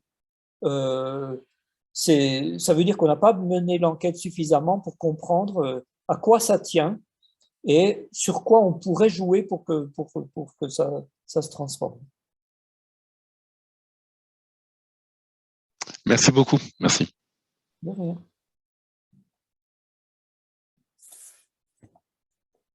J'avais vu que, je ne sais pas s'il est là, Antoine, non? Non, je ne le vois pas. J'avais vu que Antoine, dans sa présentation, il se présentait en disant qu'il aspirait à construire de nouveaux narratifs. Je suppose que c'est le cas de plusieurs d'entre vous. J'avais une question à propos de l'influence entre le système technicien et le système social ou politique de l'autre côté. Parce que on voit dans l'histoire que des évolutions technologiques, ça peut transformer les sociétés. Et je me demandais comment on analyse ça. Est-ce qu'il faut vraiment le voir d'un point de vue, comment dire, je sais pas, matérialiste, en disant que c'est vraiment la technologie qui change la société? Ou alors, bien sûr, il y a aussi la société qui est déjà dans un système sociopolitique et du coup qui va apprécier cette technologie d'une certaine manière et l'implémenter d'une certaine manière. Qu'est-ce qui influence le plus l'autre? Et aussi, du coup, actuellement, avec la révolution numérique, si on se dit que ça fait depuis les années 90, peut-être 30 ans que c'est arrivé, est-ce qu'on peut imaginer que ça aura une grande influence sur la manière dont on organise nos sociétés et surtout sur, je sais pas, sur la démocratie, sur les États, sur les relations internationales et tout ça? Merci. Alors, cette question-là suppose que système technique et système social sont deux choses différentes. Et c'est comme ça que l'a pensé, par exemple, un auteur comme Bertrand Gilles, qui décrivait un système technique et un système social et qui disait que ça marche bien quand les deux sont compatibles et puis on a un blocage de l'un ou de l'autre quand ça devient incompatible. Sauf que quand on mène des enquêtes de façon plus rapprochée sur tout ça, que ce soit qu'on étudie la société ou qu'on étudie la technologie, on se rend compte qu'on n'a pas affaire à deux systèmes différents. Vous prenez n'importe quel objet, c'est pas possible de dire ça c'est technique, ça c'est social. Vous prenez une table, une bête table, comment vous faites la différence entre ce qui est technique et ce qui est social? Je dirais la table, évidemment, c'est un objet matériel, c'est pas simplement une matérialisation d'un imaginaire ou d'un rapport de force. On voit bien qu'il y a quelque chose de tangible, etc. Mais tout ce qu'il y a dans la table est aussi façonné par la société. La hauteur de la table, il y a des normes en disant l'ergonomie, en fonction des gens, la population, etc. Les coins des tables, ils sont arrondis, pas arrondis. Ah ben oui, parce qu'on ne peut pas que s'il y a des enfants qui passent, ils se blessent, etc. Dans une salle de classe, les tables sont parfois fixées au sol, pas fixées au sol. Ça renvoie à des enjeux de pédagogie qui ont été discutés, tout ça c'est matérialisé. Ça renvoie à des choix de matériaux, à des stratégies industrielles, à des dynamiques de marché. Et même en amont, si c'est une table en bois, on va dire, ben oui, bon, le bois, ça vient de la nature. Oui, mais qu'est-ce qui reste de la nature? Qu'est-ce qu'il y a comme forêt qui n'a pas été plantée, cultivée, gérée pour favoriser telle essence plutôt que telle autre essence? Donc, c'est pas possible de séparer système technique et système social. Les deux sont ensemble. Et si on reprend l'exemple de la table avec la question de qu'est-ce qui détermine ou influence quoi, on pourrait dire la table est complètement déterminée par la société. Il y a eu une vision pédagogique, il y a eu des négociations avec les services économiques de l'institution qui a acheté les tables, qui a négocié des prix. Voilà. Bon, on peut dire que la table, finalement, ce n'est que la matérialisation de tous ces jeux sociaux. Évidemment, la table, c'est la matérialisation de tout ça, mais ce n'est pas que ça. Il y a aussi du bois, même si le bois était façonné par les humains, il y a aussi des bouts de métal, même si… Mais la table ne se réduit pas, je dirais, comme ça au social. Et si on regarde l'objet, on voit bien que vous prenez n'importe quoi dans un truc technique, n'importe quoi, même une virgule dans un code en informatique, et vous pouvez tirer toute la construction sociotechnique de cette histoire-là. Donc séparer les deux n'a pas de sens. Savoir est-ce que la technique, par exemple, serait déterminante, l'exemple de la table est toujours un bon exemple. On va dire, ben oui, on va prendre une table ronde, comme ça, tout le monde sera mis à égalité et on aura une société démocratique. Ben oui, effectivement, la table, physiquement, va structurer l'espace autour d'elle d'une façon particulière. Si la table est ronde, ben, l'espace autour de la table devient symétrique. Et si les humains se distribuent de façon aléatoire autour de la table, eh bien, ils seront en principe à égalité les uns par rapport aux autres. Mais ça ne veut pas dire que la table va imposer la démocratie. On peut très bien avoir le président qui se met d'un côté et puis tous les autres qui se mettent de l'autre côté, avec une espèce de vide je dirais sur les deux côtés. La société peut très bien se reconstruire inégalitaire, même si on a un objet qui introduit de l'égalité, qui les met, en tout cas physiquement, en équivalence. Mais inversement, on va dire, on va prendre une grande table ovale, style conseil d'administration. Évidemment, physiquement, la table structure l'espace d'une façon telle que l'espace, tous les points dans l'espace n'ont pas la même valeur.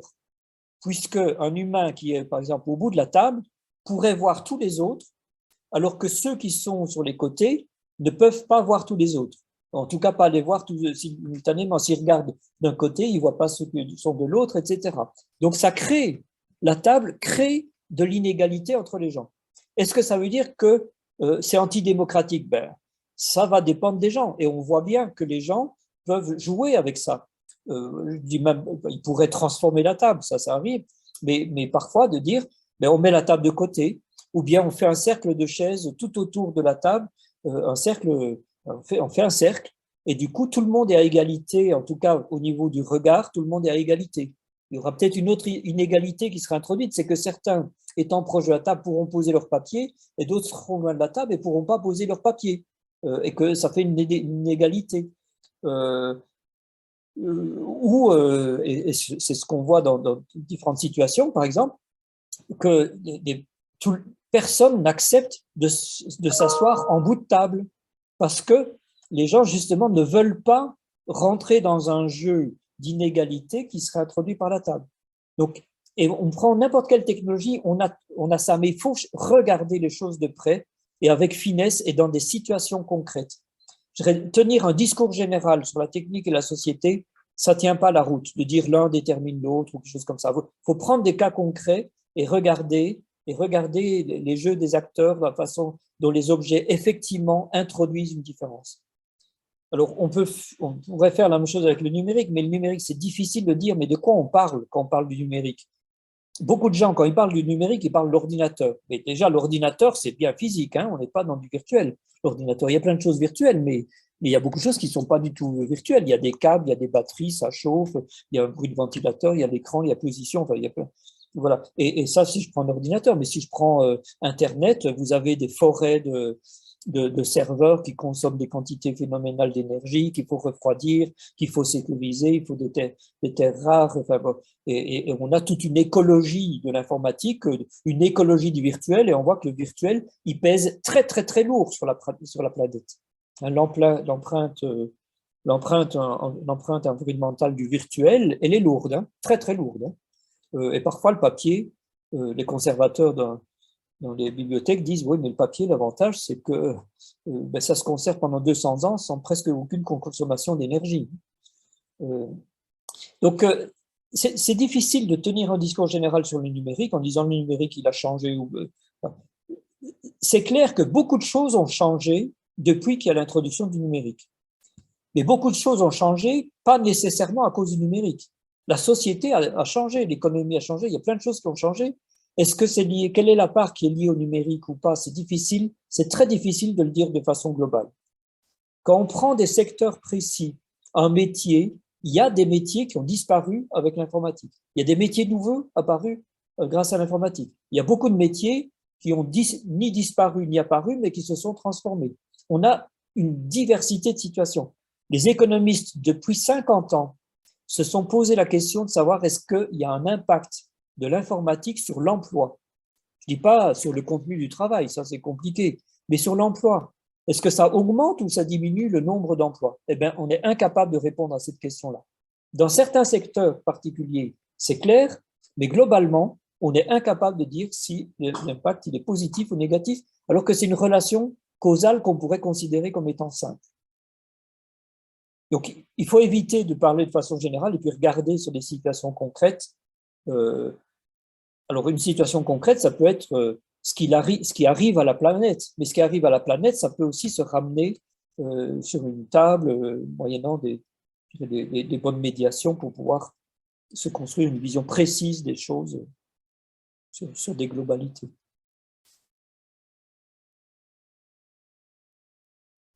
Mais c'est des enjeux majeurs. Si on prend par exemple l'imprimerie qui a apporté les livres, les journaux, ou l'invention du moteur qui a créé, je ne sais pas, la chaîne d'approvisionnement mondiale, industrielle. Et aujourd'hui, peut-être avec le numérique, le fait que on peut transférer de l'information, on peut faire des choses qu'on appelle décentralisées, faire du pair à pair, comme vous disiez avec l'exemple des agriculteurs, de cette idée-là. Et est-ce que là, on n'est pas justement sur en tout cas d'un point de vue de nouveauté, d'un point de vue historique, ça produit un changement quand même? Oui, ça produit beaucoup de changements, mais pas de choses simples. C'est-à-dire, l'imprimerie, ce n'est pas elle qui a diffusé les bouquins. Il y a beaucoup, beaucoup, beaucoup d'autres choses qu'il a fallu rassembler, assembler, etc., organiser des chaînes logistiques, des institutions, des règles, etc., pour que les bouquins puissent circuler, pour que les bouquins ne répètent pas toujours la même chose, etc., etc. Enfin, je dirais, les travaux des historiens sont assez bons là-dessus, et puis l'avantage du livre, c'est qu'on a 600 ans de recul et on peut voir finement comment les choses se sont passées. le moteur, ce n'est pas le moteur qui fait que les produits se distribuent. C'est parce que des acteurs ont mobilisé différents types de motorisation, ont démultiplié les types de moteurs, ont fait évoluer les moteurs, parce que si on restait avec le moteur diesel de diesel, on serait mal, hein. C'est un truc qui tombait tout le temps en panne, qui était très peu performant, qui était très lourd, etc., etc. C'est parce que le moteur diesel d'aujourd'hui n'a plus grand-chose à voir avec le moteur diesel de l'époque que le moteur diesel a pu changer quelque chose. Mais je dirais, c'est pas on a la technologie et puis elle introduit un changement, c'est on introduit une nouvelle technologie et puis on la transforme, on la transforme, on la transforme, on la transforme, on la transforme. En même temps, on transforme plein d'autres choses et à la fin, on a un changement. Mais c'est pas possible de dire ça, c'est la technologie qui a causé tel changement. Et le numérique, c'est pareil. C'est clair que le numérique permet à beaucoup d'acteurs de changer des choses. Et ça change plus ou moins beaucoup de choses, mais pas toujours beaucoup. Certains disent le numérique, ça permet que l'information circule. Eh ben, elle ne circule pas. Elle circule très, très mal avec le numérique. Souvent, il vaut mieux la mettre sur papier si on veut qu'elle circule. Pourquoi? Parce que, moi, par exemple, j'ai travaillé sur la numérisation des archives du Festival de jazz de Montreux. 50 ans de concerts de jazz.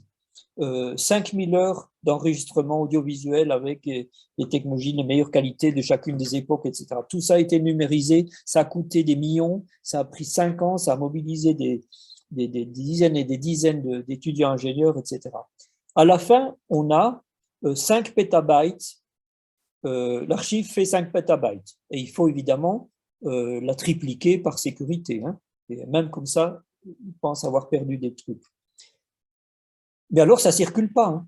Il est hors de question que ça circule, parce qu'il y a des droits d'auteur, parce qu'il y a des stratégies commerciales, etc. Alors, c'est numérique, en principe, ça pourrait circuler, mais ça ne peut pas circuler.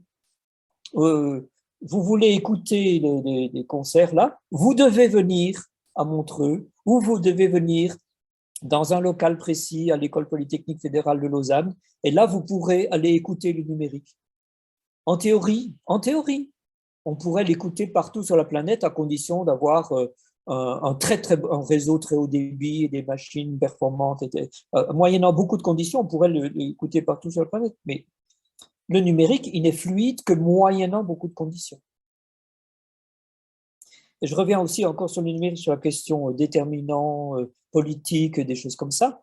Je dirais les détails du code informatique sont des choix qui renvoient à de l'éthique, à de l'économie, à du pouvoir, etc. Enfin, le domaine de l'architecture informatique est un des plus beaux exemples parce qu'on est en pleine science politique. Vous faites de l'étude des architectures informatiques, vous faites des sciences politiques. La question, c'est qui a le pouvoir sur qui? L'informatique, l'architecture informatique, c'est la question qui a pouvoir sur qui? Comment plusieurs machines font pour se mettre d'accord? Est-ce qu'elles se traitent à égalité? Est-ce qu'il y a une centralisation ou pas? Ou est-ce que tout est décentralisé? Est-ce qu'on a des hiérarchies? C'est quoi les protocoles? Tout ça, c'est des sciences politiques. Simplement que c'est des machines qui parlent entre elles, mais c'est des sciences politiques. Et les informaticiens qui sont dans ce domaine-là sont très conscients du fait que les choix techniques qu'ils font, c'est des choix politiques.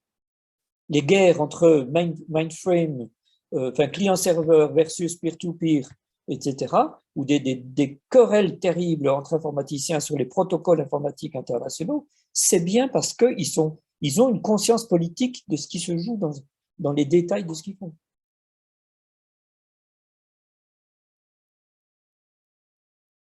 Je ne me suis pas rendu compte d'arriver au bout de l'heure, mais moi, je n'ai pas de problème si vous avez encore des questions.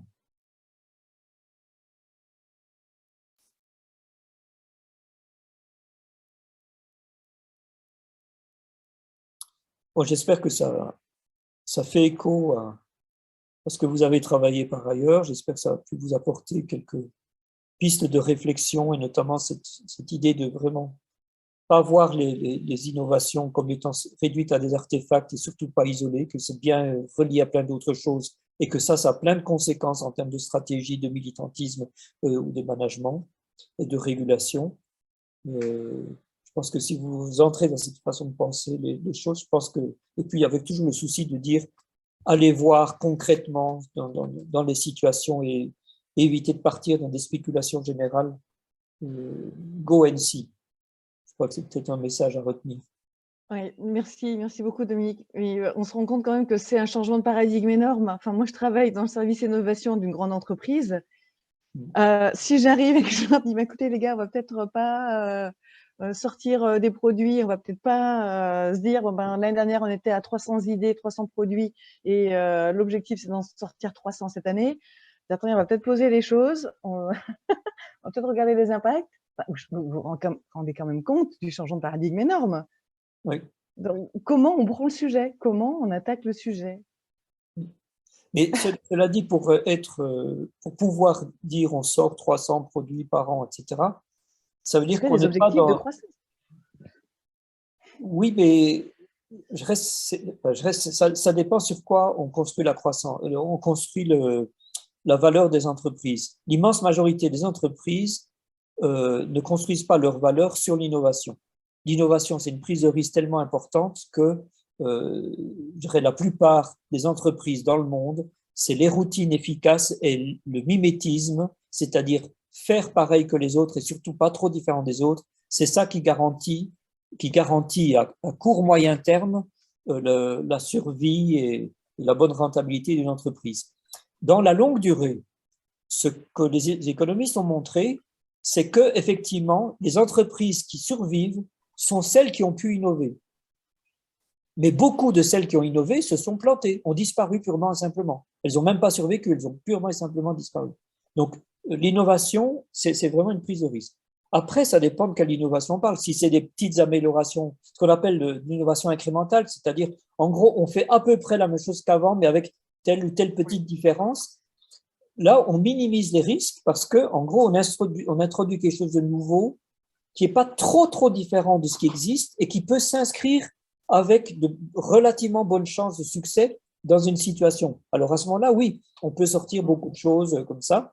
Et puis effectivement, si on en sort 300 par an, s'il y en a 50 qui se plantent, c'est pas grave. On raisonne en termes de portefeuille. Ça fait sens. Mais je dirais mais il faut pas que ça touche le cœur d'une entreprise, soit un processus central, soit un produit majeur. Enfin, on le voit. Enfin, Kodak, ils ont disparu. Ils pouvaient faire plein, et pourtant ils innovaient. Hein. Ils n'arrêtaient pas d'innover. Mais simplement que c'est l'entièreté d'un secteur qui s'est effondré, qui est passé à autre chose. Donc, là, voilà. Mais je comprends, hein, je dirais de dire dans l'entreprise, bon, voilà, si c'est une entreprise qui sort autant de produits, ça veut dire que son régime elle voudrait, en fait. Et son régime économique est construit sur un flux de… Non, c'est une grosse entreprise qui propose des produits autour de la mobilité, du pneu.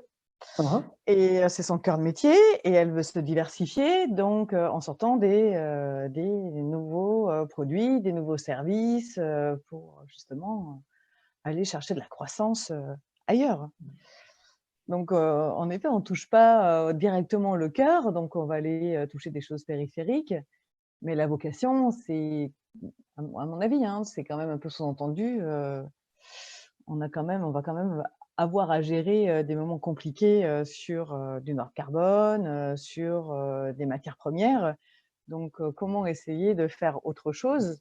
Et si en plus on retire la voiture.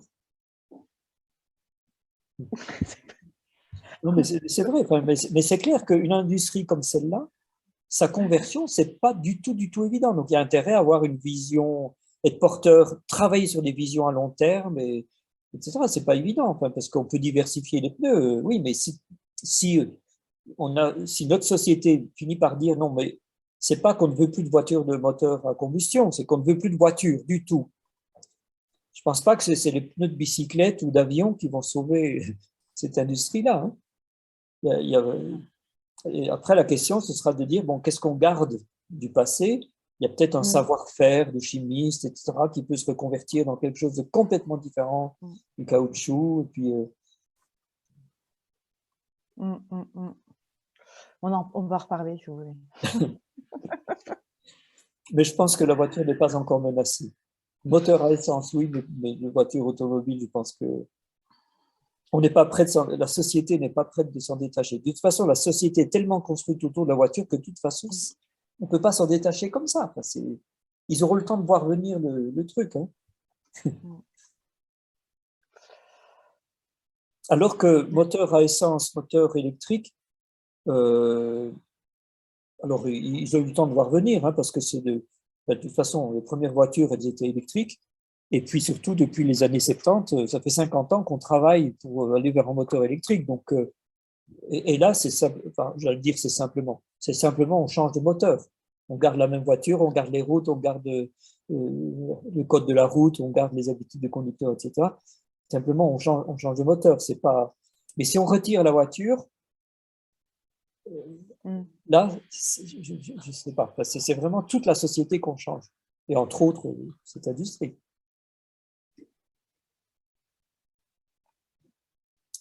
Grand sujet. Et merci beaucoup.